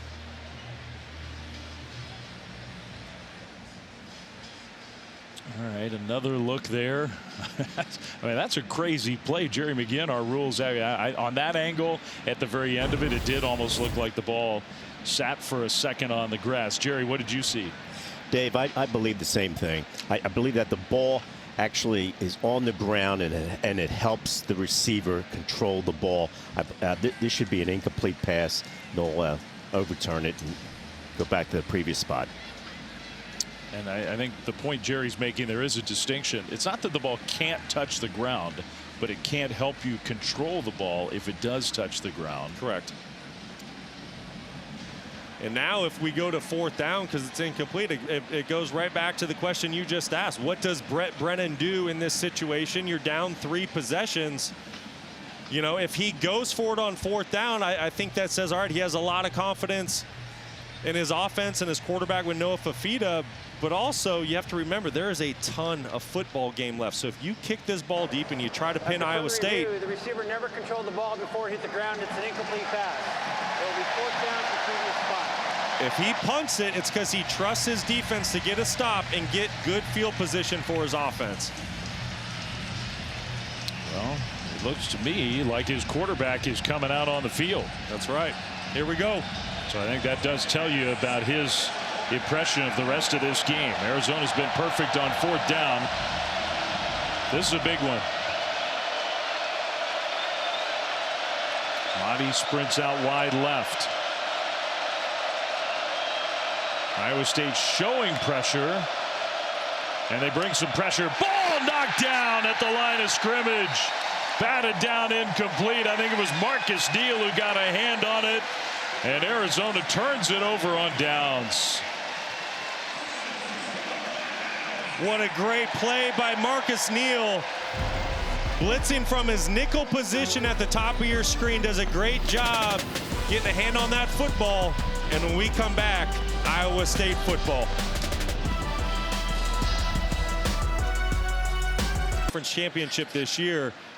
And if you look back to last year, it really came down to the final week of the season. There was multiple teams that had a chance to play for it in Arlington, and I think we're in for that again. All right, you read my mind. I was going to ask you, realistically, how many of those teams you think could emerge as the champion of the Big 12? That's right where I'm at. It's 6 to 7 in my eyes, and And once again, as we start this conference slate and we get into mid-October and later in October, the picture's really going to clear up. But at this point in time, and I said this in the preseason, I'm a firm believer there's a good half dozen teams. And that just says to the strength of this conference and how good a football you see week in and week out being played. After the turnover on downs, a loss of 2. Now a handoff to a tight end who's going to throw to a wide open receiver. Down to the 1. Eskelson caught it. Bramer, the tight end, threw it. It's 1st and goal, and we got smiles all the way around Eskelson. Can't believe he didn't get in. Well, you got to love a little trickery getting drawn up at midfield. And how about that throw by Bramer? Just a fantastic throw by the tight end. Defense completely bit on the speed sweep to the tight end. And here goes Rocco Beck for his 3rd rushing touchdown of the night. No doubt about that one there. Touchdown Iowa State. It's 35-7.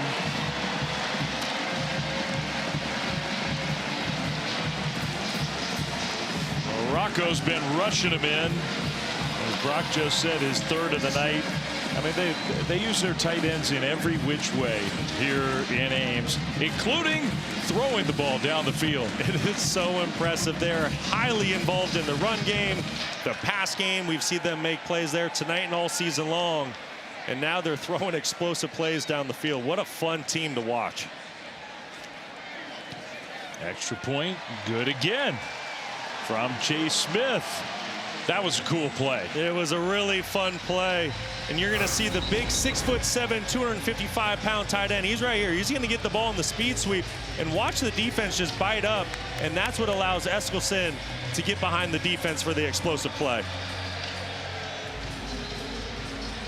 Just beautiful execution. 21 is now wearing number 37. Taylor Mauser diving deep into the playbook on that one. Has called an excellent night. I think the game that he has called between balancing the pass game, run game, he's kept Arizona on their heels all night long. And this has just been an offensive clinic against a defense for Arizona. Coming into this game, we're tops in the country in the majority of categories, and Iowa State is having something to say about that tonight. Kudos to Taylor Mauser and the rest of the offense. Under Matt Campbell, so much of the identity of this program has been complementary football and solid, suffocating defense. They might have their most explosive offense they've had. They're making a statement. And don't forget, this is an Iowa State football team that lost 2 receivers in the NFL draft. There was a lot of questions what this offense would be this year. And right now, it's looking mightily strong. Yeah, no kidding. Let's go down to Stormy. Well, you guys talk about how much this offensive coordinator, Taylor Mauser, loves the tight end position. He loves it so much, guys. He has it tattooed on his body.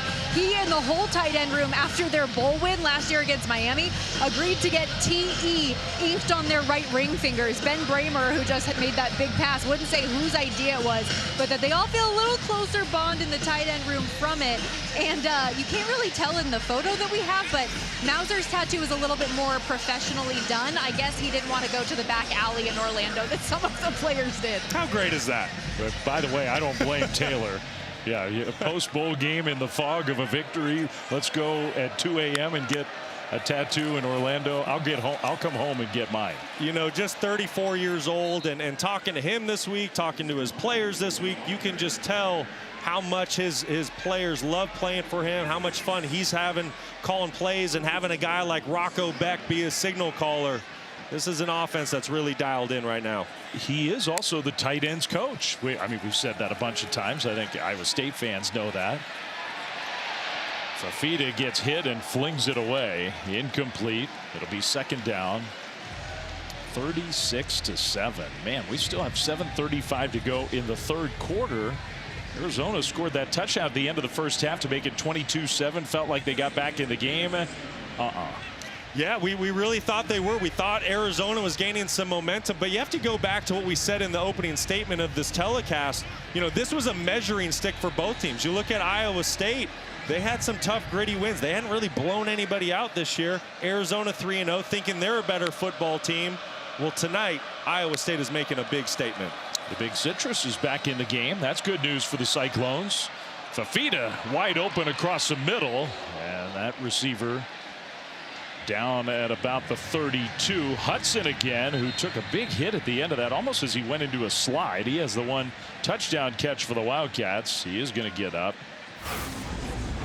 I'll show you this. This is a really good concept by Seth Dagey. Watch this switch release by the wide receivers, and what that does is it puts the middle of field safety in conflict. He doesn't know who to cover, and you get a wide open target down the field for the Wildcats. Really good play design by Seth Dagey. This was the hit as he sort of stumbled down. Marcus Neal. The Shark was roaming the waters in the middle of the defense. We're going to get a stoppage. I wonder. Yeah, I was about to say maybe they might look at that play for a potential targeting.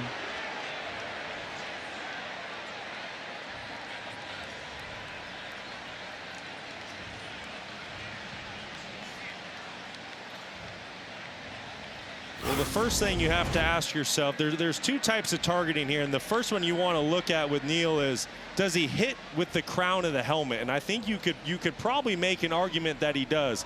The crown of the helmet is the very top, the 6-inch radius. If you hit an opponent anywhere with the crown of the helmet, it is an automatic targeting foul, because right there the receiver, he's not defenseless, he's a runner. So yes, there's contact to the head and neck area, but that kind of falls into a different category. Would love to know what Jerry thinks about this, but I think there's possible targeting because of the contact with the crown of the helmet. After further review, there is no targeting. Okay, no targeting. Jerry, do you have an opinion as to why they didn't see targeting there? Well, Brock, as you mentioned, he is not a sliding quarterback, sliding runner. He's still a runner. So you would need the crown of the helmet, and they must have thought that there wasn't enough force, attacking force, to put the targeting foul on. Okay, yeah, I could see that, Jerry. That makes sense. And I think it's big news for Iowa State. I mean, Marcus Neal, they're already banged up in their secondary. Marcus Neal would be gone for the rest of this game. He would be gone for the first half next week. Iowa State has to go to Cincinnati. Cincinnati today went on the road and beat Kansas. Yeah, they're playing really good football right now. Now, that is not a gimme game for a really good Iowa State team. Pass completed to Trey Spivey from Fafita. Actually, that was Mizell, the freshman Isaiah Mizell. Sort of in some traffic there to be second down. Yeah, and Cincinnati with Brendan Sorsby, another veteran quarterback in this Big 12 league. All those veteran bodies on the back end for Iowa State, they matter at this point. Second down and 3 for the Wildcats.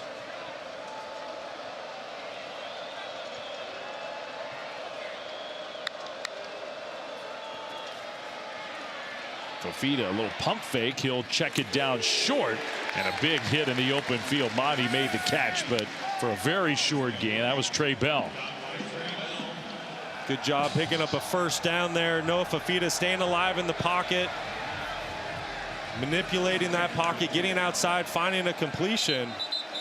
Thought the officials waved for a first down. Yeah, there we go. A big confusion with the chain gang and the spot, and now they'll say, all right. On the field was a first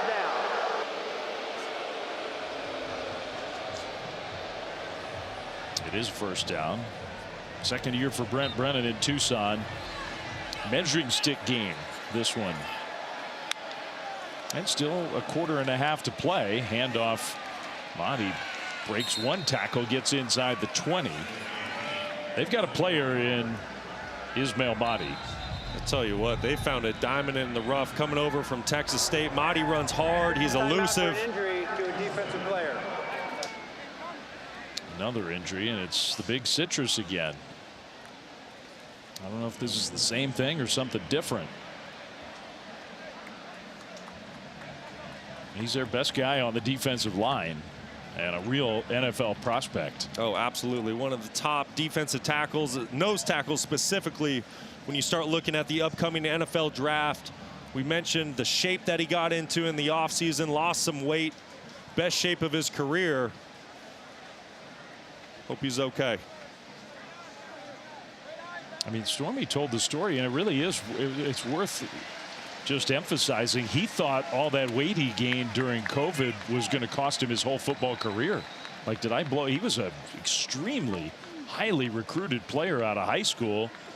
And then when his body changed, the world was turned upside down, and different people handled it different ways. And but you know, he sort of struggled to keep his weight down. He thought he might have blown his whole opportunity. He did, but Matt Campbell honored the scholarship offer that he made to him, and in return, when these past couple off seasons, when he's had opportunities to leave to go to other schools, he stayed loyal to Iowa State and Matt Campbell. Another carry on second down. That's Quincy Craig this time. And he gets stopped at about the 17-yard line. Just a couple of yards. Third down coming up for the Wildcats. There's the big citrus into the tent. Boy, if I'm Noah Fafita right now, I'm trying to get this football to Chris Hudson. He's going to be at the bottom of your screen. He did some good things for this offense in the first half. Let's see if he can make another play here on a critical third down. There he is. Fafita. A little fake now across the middle, and he finds a man open. That's an Arizona first down. It'll be first and goal. That is Trey Spivey with the catch. So first and goal, Wildcats coming up. Really good protection by this offensive line. It's only a two-man rush by Iowa State, but what's more impressive is Noah Fafita staying cool in the pocket, keeping his eyes down the field, staying alive, and finding Spivey over the middle to get a desperately needed first down for the Wildcats. Fafita 4 or 5 on this drive. Craig in the backfield, first and goal.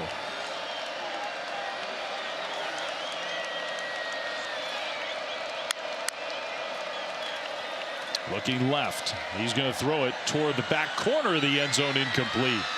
Good coverage intended for Burnett, the tight end. That's Carson Van Dinter in coverage. He talk about some of the injuries in the secondary, going a little deeper into their depth chart. Redshirt freshman from Wisconsin, really good size, 6'3", 210 pounds. You're right, Flem. They're starting to get into the depth of the secondary for the Cyclones with all these injuries. 10th play of the drive here for Arizona, and there's no settling for a field goal at this point of the game. Down big. Again, all kinds of time for Fafita. Now scrambling, looking to run. He changes his mind, throws right to the pylon. It's caught, and Hudson gets shoved out of bounds short of the goal line, but it is a catch down to the 1. How about that catch by Hudson? Having himself a ball game tonight. Great job by Fafita staying alive. Look at that accurate throw. You can clearly see he's short of the goal line, but nevertheless, great throw and catch on the run by the Wildcats. Feet were in the end zone. Ball just wasn't there. That's right. Ball has to cross the plane of the goal line. Third and goal. Arizona.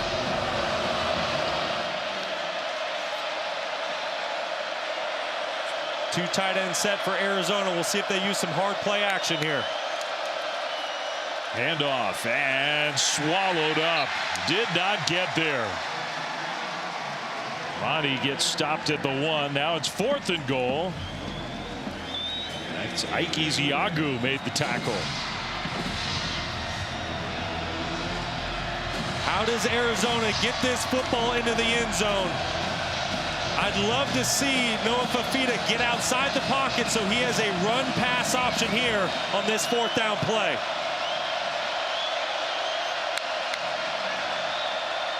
He rolls. He throws. Caught! Touchdown! It's exactly what they did. And Noah Fafita with a perfect delivery to Trey Spivey. And Arizona cashes in a long, impressive drive. It took them a while, but they got in the end zone. It's 36-13.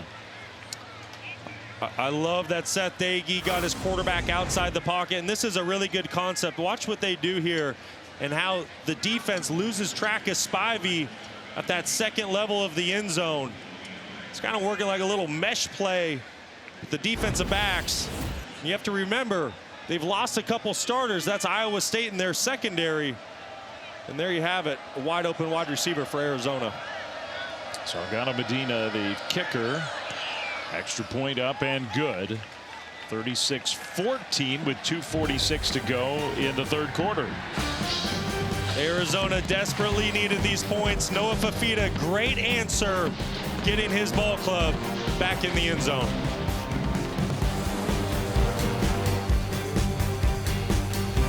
ESPN College Football Primetime, presented by Experian. Dave Fleming, Brock Osweiler, Stormy Bonatoni. Jerry McGinn is our rules expert. Prime time under the lights, white out in the stands in Ames. 36-14 Iowa State. And after that touchback, Iowa State's offense coming back on the field. Let's check in studio again with Matt Berry.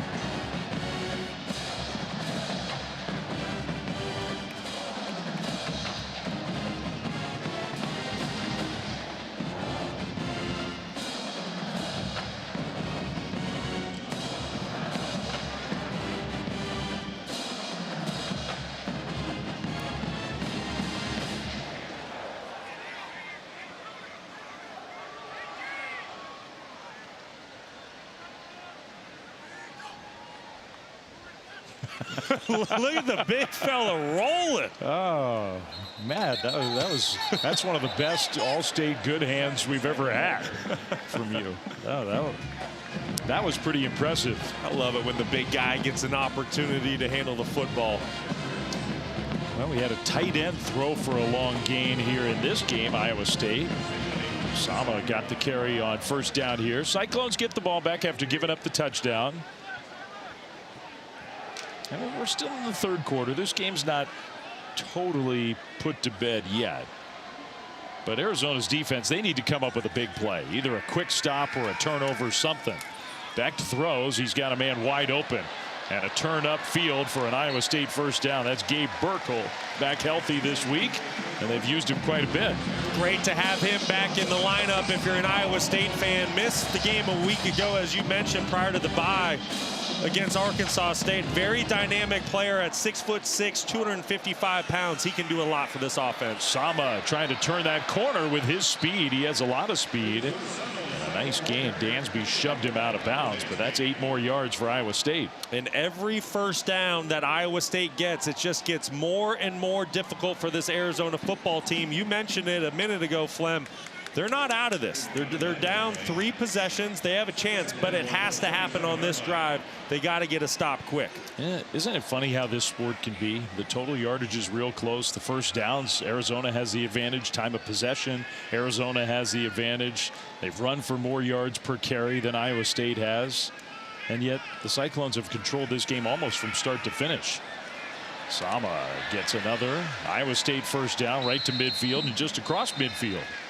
The box score doesn't always tell the full story of how a football game plays out. You know, you think about Iowa State. Okay, yes, they have 36 points. But, like, you're talking about why is what happening. In Iowa State, they've had so many short fields tonight. They've done a great job, complimentary football, playing special teams, pinning Arizona back, getting short fields. This is a must-stop situation for Arizona. They have to find a way to get this Cyclones offense off schedule here and the ball back to Noah Fafita. Already to midfield, Iowa State letting some of that clock burn off. Sama in the backfield. Rocco Becht hands it off, and Sama cuts it back left. Takes a big hit, but more running room. Traden Stukes made the tackle. This is such a veteran and experienced offensive line for Iowa State, and you see what they're doing here as we wind down towards the end of the third quarter. They're just asserting their will on this Arizona defensive front. This is a big physical offensive line, and they're going to wear you down over the course of a game, and it's starting to take a toll on this Arizona defense. All those tight ends shift to the right side under center, and Becht is going to stand up, and with that difference between game clock and play clock, I think he's just going to let the third quarter wind down. This is the end of the third quarter. Shorten the game when you're up 36-14. That seems like a smart plan. Just a very efficient night for the Cyclones.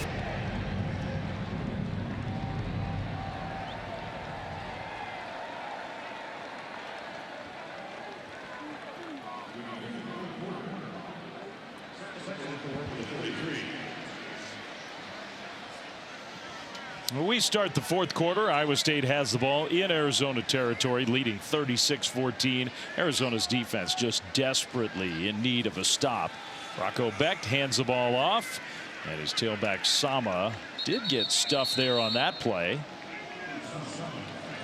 Rocco Becht, who's done so many good things over his Iowa State career, piling up quite a resume. Tonight, a game on the ground at least, unlike probably any other that he's ever had. He's got 5 rushes. If you add them all up, -5 yards. 3 touchdowns would be the fewest yards with 3 touchdowns since Trevor Siemian back in 2014. How about that? Former teammate of mine in Denver. You think he's watching us tonight? I don't know. I might have to shoot him a text. Say you're on the big screen tonight. Becht scrambles and went into the slide. They're going to spot him a little short. I don't blame him for going into that slide, but they'll say 4th down and a yard coming up. All right, that ruins the whole graphic. He just ran for positive yardage. Hey, they got the goal line QB sneak figured out, no doubt about it. That was good timing, by the way, by our production crew to get that graphic in before he scrambled for 3 yards. Matt Campbell says, yeah, he was a little short. QB sneak coming. Here we go. Add another yard to the total. He got it. 1st down, Iowa State. A yard in a cloud of dust. So let's get that number updated. 7 carries and what do we think? 6 carries, I guess. Well, -2 yards maybe total. But all that matters is those 3 touchdowns. It's now or never for this Arizona defense. It is get a stop here. Do not allow Iowa State to get into field goal range, or I think the nail's in the coffin. Now a throw knocked away. Wow, he had a man. Dominic Overby had a step and a nice play on the ball. That was a really good play by Riley Wilson. He's made a couple good plays for this Arizona football team tonight. Number 16. Well, as I say that, that looks like a pure drop right there by Overby. Looked like Wilson got a hand on it, but on second glance, that's just a pure drop. Yeah, he sold me that he knocked it down. So the clock stops, 13-12 to go. Becht will pitch it. Sama looking for a crease. Takes a hit and gets stopped by Dansby and company. Only a yard to bring up 3rd down, where if Arizona has any pulse, any chance in this game, they got to stop them right now. Yeah, and Iowa State, they're in a really strange spot here with their 2 main kickers on the bench with injuries. They have a true freshman kicker, Chase Smith, in the lineup tonight. His field goal range is the 27-yard line. So I have to assume for Iowa State at this point in the field, this is 4-down territory. Let's see if they can get half back and make this thing a 4th and manageable situation. Becht in the shotgun. Play fake. Pressure comes. Becht is going to get sacked. Penalty flag thrown. I'm assuming that's holding. And Rocco is a little slow to get up. Arizona brought pressure and that worked. That's Riley Wilson again making another play. Call's going to be against the Cyclones, so they're checking to see if Arizona wants to accept or decline. Offense number 75. That penalty is declined. 4th down. Danny Gonzalez knows he needs to get this football back to his offense. So what does he do there on 3rd down? He dials up an all-out pressure. You're going to see here. There's going to be another Wildcat that comes from the side of your screen.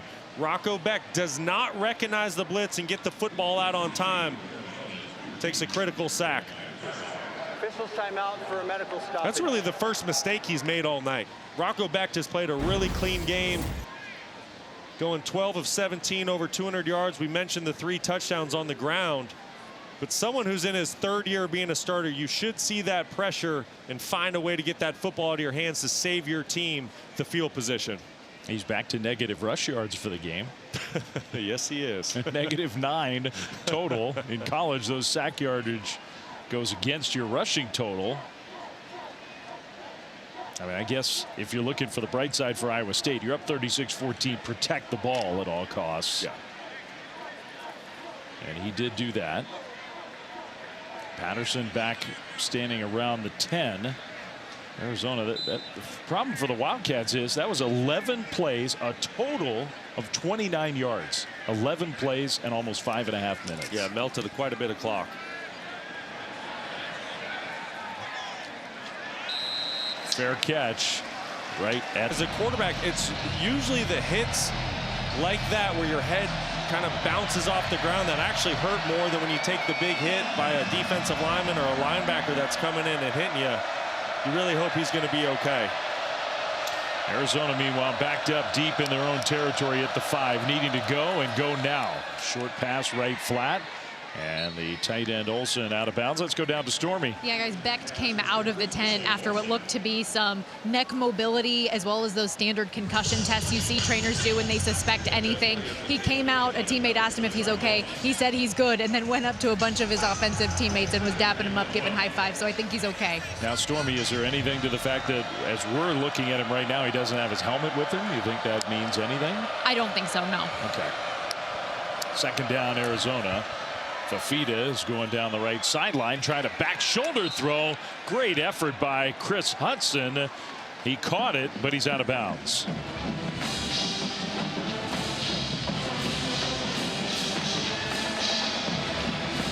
Now 3rd and 3 coming for Arizona.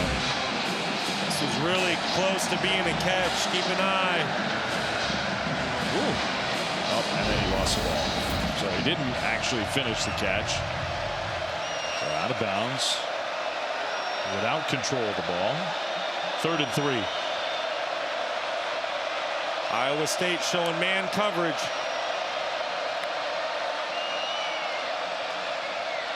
Fafita dancing around, dumps it down to Mahdi. Tried to cut middle, got knocked backwards. And he's well short by, I think, 2 or 3 yards. And that's what makes this 3-3-5 defense so difficult. Pre-snap, you're getting a man indicator, but then at the snap of the ball, Iowa State plays their traditional zone coverage. There's just nowhere to go with the football down the field for Fafita.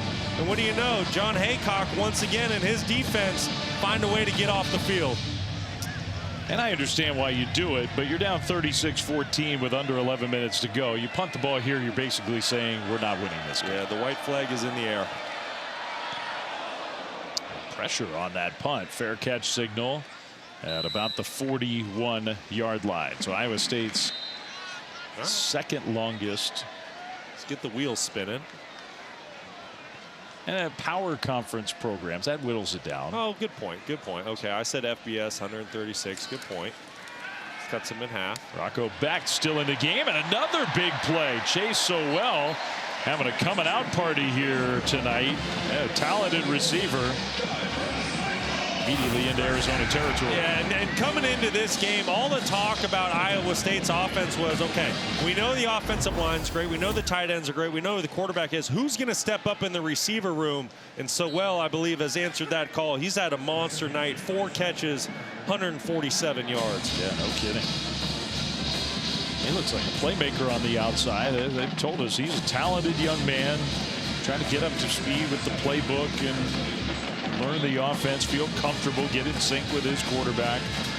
And he's got big play threat written all over him. A season ago at East Carolina, averaged just under 20 yards per reception, which was top 10 in college football.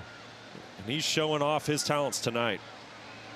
Sama in the backfield. Iowa State's going to be very content to let some clock wind down. Becht handed it off to Sama. Straight ahead run on 2nd down. Stop for no gain. All right, enough agonizing. We will answer our Aflac trivia surprise from my partner. That's big time. That was a pretty good guess. 1923 for Vanderbilt. You know what? I don't think Vanderbilt's going to win the SEC this year, but they're pretty darn good. Well, don't say that to Diego Pavia. A wide open Hansen along the left sideline. Yeah, if he's listening, he's saying, Fleming, I'm going to prove you wrong. He likes when people doubt what he can do. Big play in the pass game, 22 more yards for Iowa State. Well, this is man coverage by Arizona. Somebody needs to account for the running back. Nobody does, which is why he is wide open outside to the flat for an easy pickup for the Cyclones. Trying to just officially put this game away. When Arizona punted the ball back, in my mind, that put the game away. Yeah, it really did. Down 3 possessions. Clock's rolling. 2 tight ends in motion. I mean, because you know with Iowa State, no matter what, you can stop them. They're still going to take a few minutes off the clock. Sama will stay in bounds. Clock continues to roll. Iowa State Ames. I mean, it is. Look, they've had tough conference competition, but at some point under Matt Campbell, you figure they're going to break that drought. 19-12. Well, this year just might be the year for Iowa State. They have a lot of things going for themselves. Rocco Beck, that man right there on your screen. When he's your quarterback, good things are going to happen. You see the talent at wide receiver. We've talked about the tight end room. You've seen the performance by the defense. This is a very talented football team across the board. If they can stay healthy, they're going to make a run at the Big 12 title. Rolling right, Beck gets away. Still looking downfield, and it's intercepted. Intercepted. Well, that's a mistake from the veteran quarterback. Trayden Stukes, first of all, made a great play to pick that one off. Now you can feel how stunned everybody is here with that one, and Rocco is not happy. Rocco Beck had played nearly a perfect game till that point. It's just a football that he needs to throw out of bounds and move on to 3rd down. But credit Trayden Stukes. Does an excellent job concentrating, recognizing where the sideline is, making a big-time play for the Wildcats.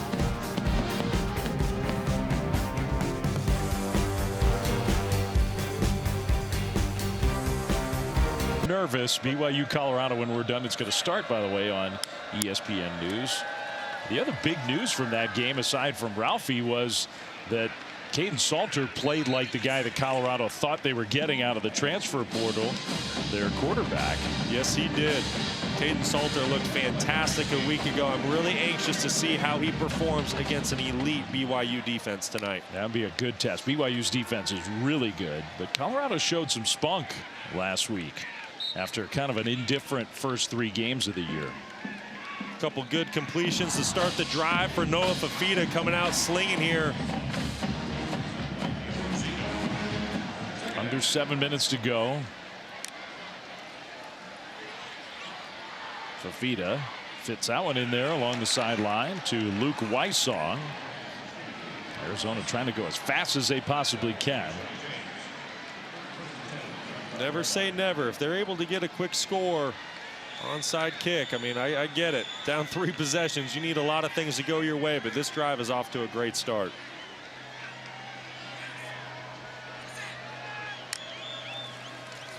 Quincy Craig in the backfield with Fafita helped pick up the pressure, and another completion. This time to Chris Hunter inside the 25. Another Arizona first down. Boy, Arizona playing with some really good tempo. Noah Fafita showing the leadership and composure that he has, getting his guys lined up, snapping this ball as quick as he can. They've gone 59 yards already in just 4 plays. Again, the pressure picked up. He's got a man, and it's dropped. And maybe not a perfect pass. Chris Hunter, though, had a chance for the catch, incomplete. That was a really good throw. Unfortunately, his wide receiver Dominic Overby stumbles out of his break and is not able to recover. He's basically tripping and going to the ground when that football hits his chest. Really, excuse me, that's Hunter.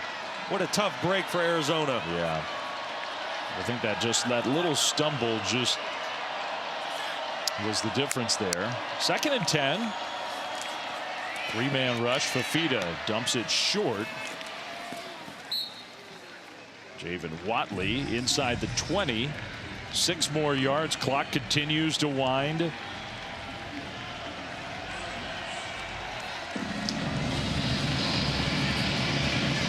Fafita needs to be prepared for Iowa State to bring pressure here. It's 3rd down.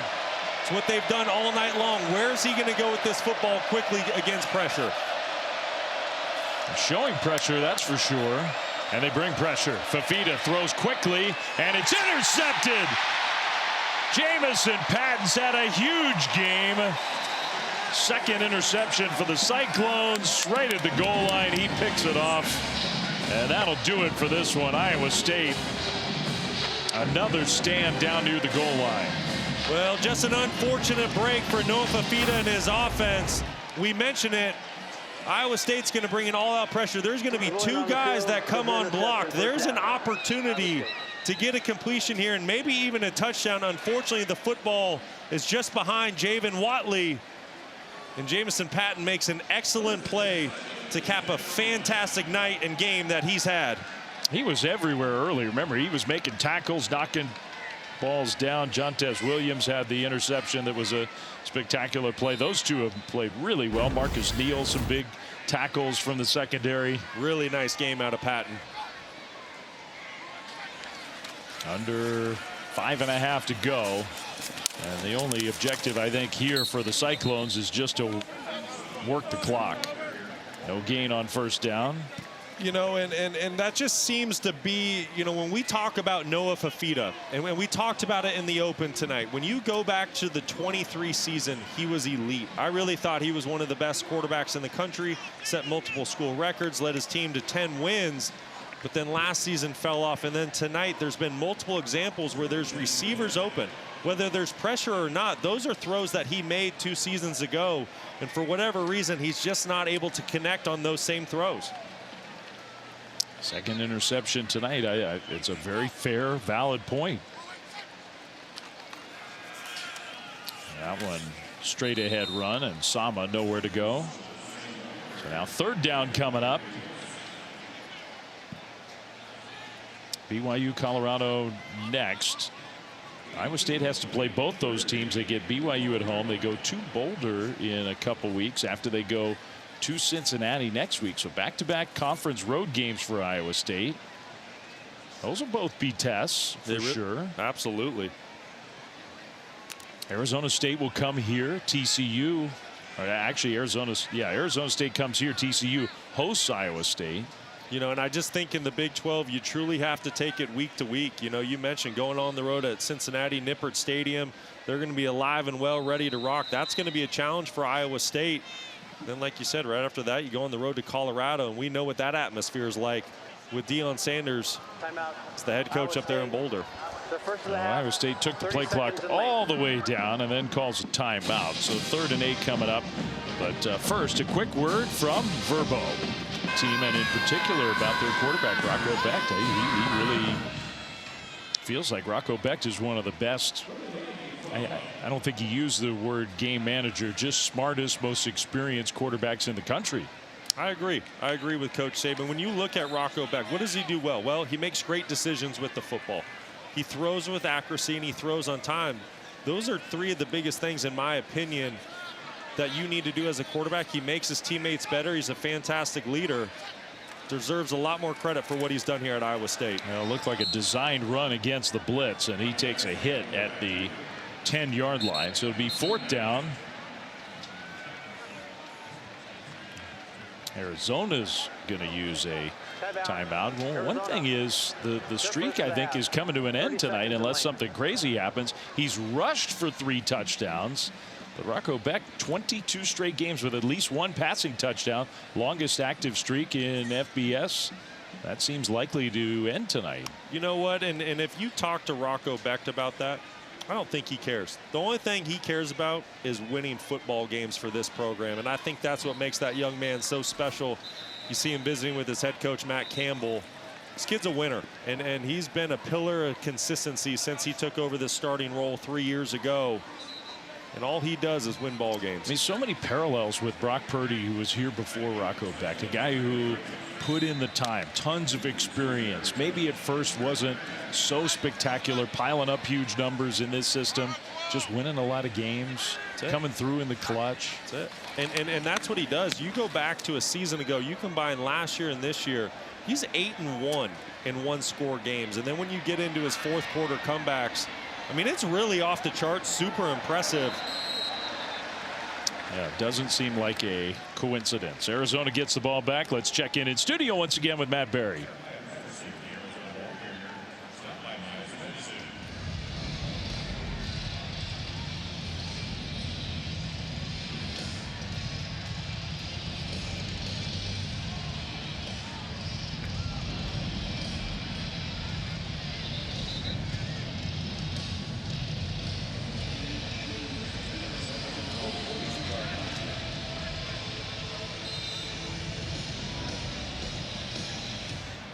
right, Matt. Dan Lanning, no surprise. He's pretty energetic. He's all sorts of fired up there on the sidelines in Happy Valley. But that game not over. It's just so great that conference play is alive and well right now. And Oregon goes to the Big Ten, and they start playing Big Ten football. Run the ball. Fafita gets swallowed up. Man, he had nowhere to go. The Iowa State defense trying to put an end to this one. Well, you have the offensive line sliding to the right with the center. Iowa State brings 3 defenders to the left side. One more than Arizona can block. That's an easy sack for the Cyclones. Fafita threw that one into traffic, knocked down, incomplete. Now Jontez Williams, after making that play, he's another really important player for Iowa State, and he's hurt. Well, this could be a very costly win for Iowa State in one particular position group. They have had a bunch of injuries in that secondary. Yeah, I was just going to say, Flem, it's time to get the starters out of the game. On that 3rd down offensive play for Iowa State just a couple plays ago, I'm not running Rocco Becht in this moment. I'm not risking hurting my star quarterback. And now Jontez Williams, one of the veterans in your secondary, an all Big 12 performer a season ago. Gotta hope he's okay. Yeah, it looked like that right leg. He's pointing down in that direction. You just hate to see that. The game is long ago decided now. Ooh, yikes. Gets rolled up on. The reaction was immediate, whether it's ankle or knee.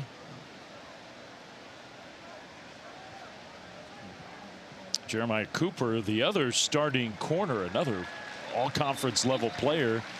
He did not play tonight. Williams is getting up, but obviously hurting.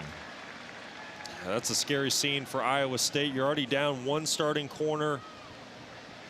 Who knows what's going to happen with Williams now, getting rolled up on as they head into the next week's matchup on the road with Cincinnati. Yeah, this is a depleted secondary at this point. Just get this game over with. Stormy, you got more down there? Yeah, to go further on that secondary, Kyjon Cummins-Coleman, who left the game earlier, he came back out in street clothes for a moment, had his right arm in a sling under a hoodie, and ended up going back to the locker room again. And Dominique Orange, their defensive lineman, he went to the medical tent a couple times in the 3rd quarter, and since he's been back out here on the sideline, like, he was on the bike, tears in his eyes a couple of times, but nothing physically clear that I could tell was wrong with him. Fafita throws, and that pass caught, but the tackle short of the 1st down marker, so it's 4th down. Final 3 minutes of this game. There's the big citrus with the tie. He does. He looks pretty emotional there.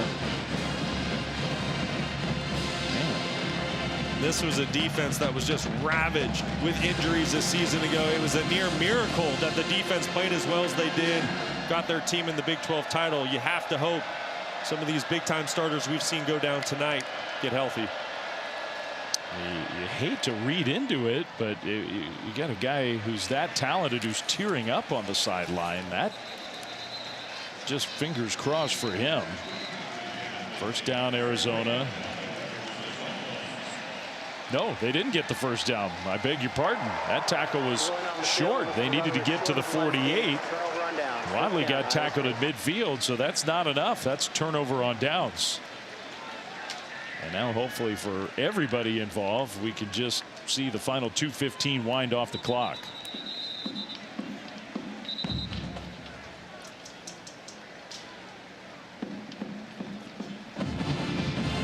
Arizona, meanwhile, they go back home and get Oklahoma State next week, so you figure probably a pretty good opportunity to get right again.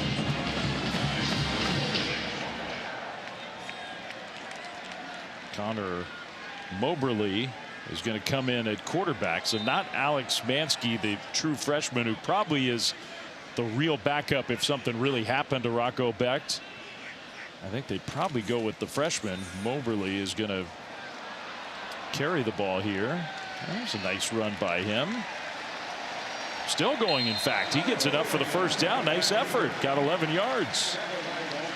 That'll take us to the 2-minute timeout here in Ames.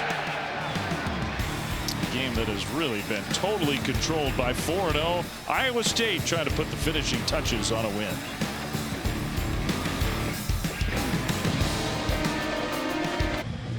The final 2 minutes without really the end result hanging in the balance. Iowa State with a 36-14 lead, and the ball with one of their backup quarterbacks in the game, Connor Moberly.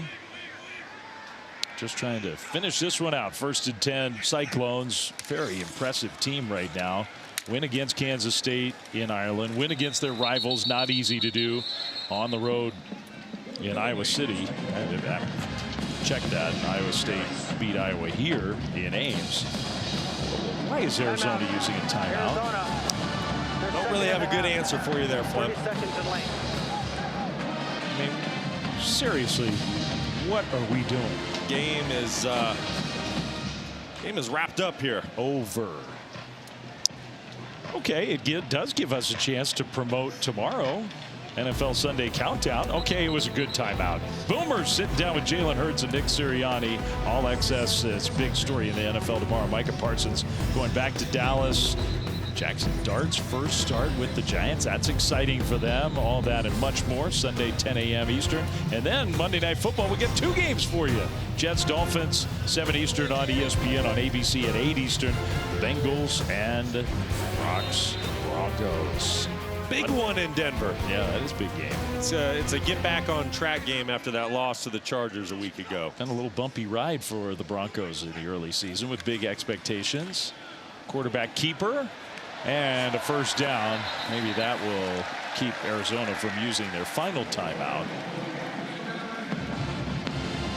How about Jackson Dart? I'm excited for that one, too.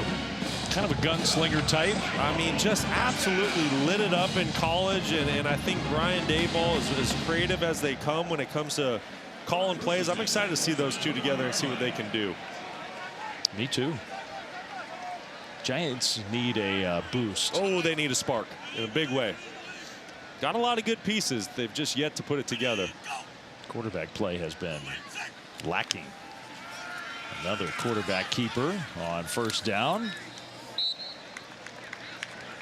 Well, Iowa State and now Arizona uses its final timeout.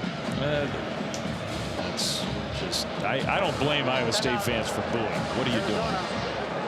Gives us a chance to get an update with Matt Berry in studio. That's what we're doing, Matt.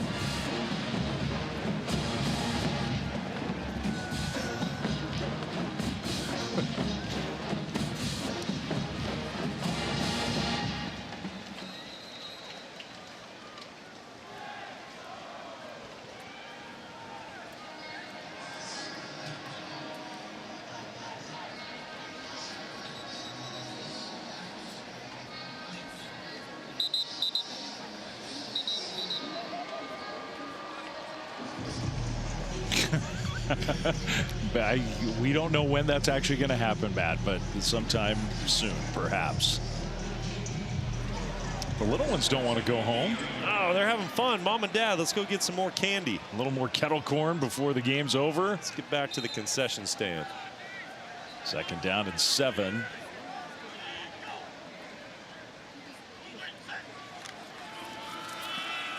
Not a lot of nuance as to what's going on here. No more timeouts for the Wildcats. So Iowa State's going to be 5-0 for the 2nd straight year. If you heard Stanford Steve talking about, he picked this game on game day this morning, and part of his reason was Iowa State's track record under the lights in this stadium. This will be their 10th straight win for a home night game. They love playing at night here in Ames.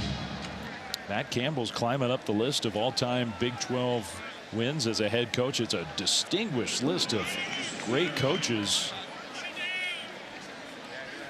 He's moving into the top 5 in the history of this league. At a place where for a long, long time, many years, many decades, really, they had a hard time winning games. Not anymore. A throw, maybe. Threw it away to stop the clock. Let's look at that as you're talking about as he's approaching the top 5. Look at this. Bob Stoops at the top. Bill Snyder, Mike Gundy, Mac Brown, Mike Leach, Gary Pinkel. And those are big-time names. Big time. Guys that had fantastic careers, built programs. And Matt Campbell, He's right there with them. He's past Gary Patterson. Now some of Gary's wins came not in the Big 12. But still, now Iowa State is going to kick a field goal. This is the first career attempt for Chase Smith. So maybe Matt Campbell's just figuring, hey, this is good practice for my young kicker if I need him. And guess what? Practice makes perfect. Up and through. Never a doubt. And I think, get the kid a chance to kick in case your top place kicker is going to be hurt for a little longer. Good operation, wasn't it? Great first field goal make in college football, right down the middle for Smith. Excellent snap, hold, and execution. The walk-on true freshman from Eldridge, Iowa. And I don't know if it was really part of it, but it also is like, okay, you're going to call timeouts on the other side. We're going to kick a field goal. I mean, it very well could be. And this is going to be a big storyline for Iowa State fans to follow. The health of your starting kicker. I mean, he's got a big-time leg. You know how talented he is. He's won a lot of games for you. He's made 60-plus yarders, setting school records. But as you get into conference play, is he back or is Smith going to be the guy? Yeah, there's Kyle Conrady. They don't think he's out for the year. And he's got the jersey on, at least, not the shoulder pads. He's walking around, so they say not out for the year. He is a big part. The way they play here, and you figure you get into the late months of the college football season and the weather in Ames, you play a certain style of game. Having a kicker like him is really important. He's a big league kicker. He's been clutch in so many big-time moments. Just ask Iowa fans over the last couple of years. They're tired of seeing him hit game winners. You said it. He's kicked a 63-yarder in his career. 43 seconds left to go. So they're certainly going to go earn it, and we're going to find out in the next 2 months. Yeah, and even in those next 2 games, the next 2 weeks at Cincinnati, at Colorado, if you can find a way to win both those games with the home heavy schedule late in conference play, Iowa State's going to be in a good position. I agree. You know, and tonight this was a great, first step in conference play. I know week 1 you played Kansas State, you got that win, that was huge. But this really feels like the beginning of conference play. This was a big get. You had to win this game at home. Whiteout, sold-out stadium, because like you just said, Flem, you have 2 good challenges on the road the next 2 weeks. The coaches are headed out to midfield. The referees initially stopped those 2, but they'll give the handshakes and say this game is now over. 39-14 final score. Rocco Becht and his Cyclones with another win, 5-0, and probably moving up in that top 15. 5-0 starts in back-to-back seasons. Very impressive. For Brock Osweiler, for Stormy Bonatoni, for Jerry McGinn, and our whole crew, Dave Fleming saying thanks for watching this presentation of college football on ESPN. Coming up right now, BYU and Colorado with Mark Jones, Ronnie Jones, and Quint Kesting.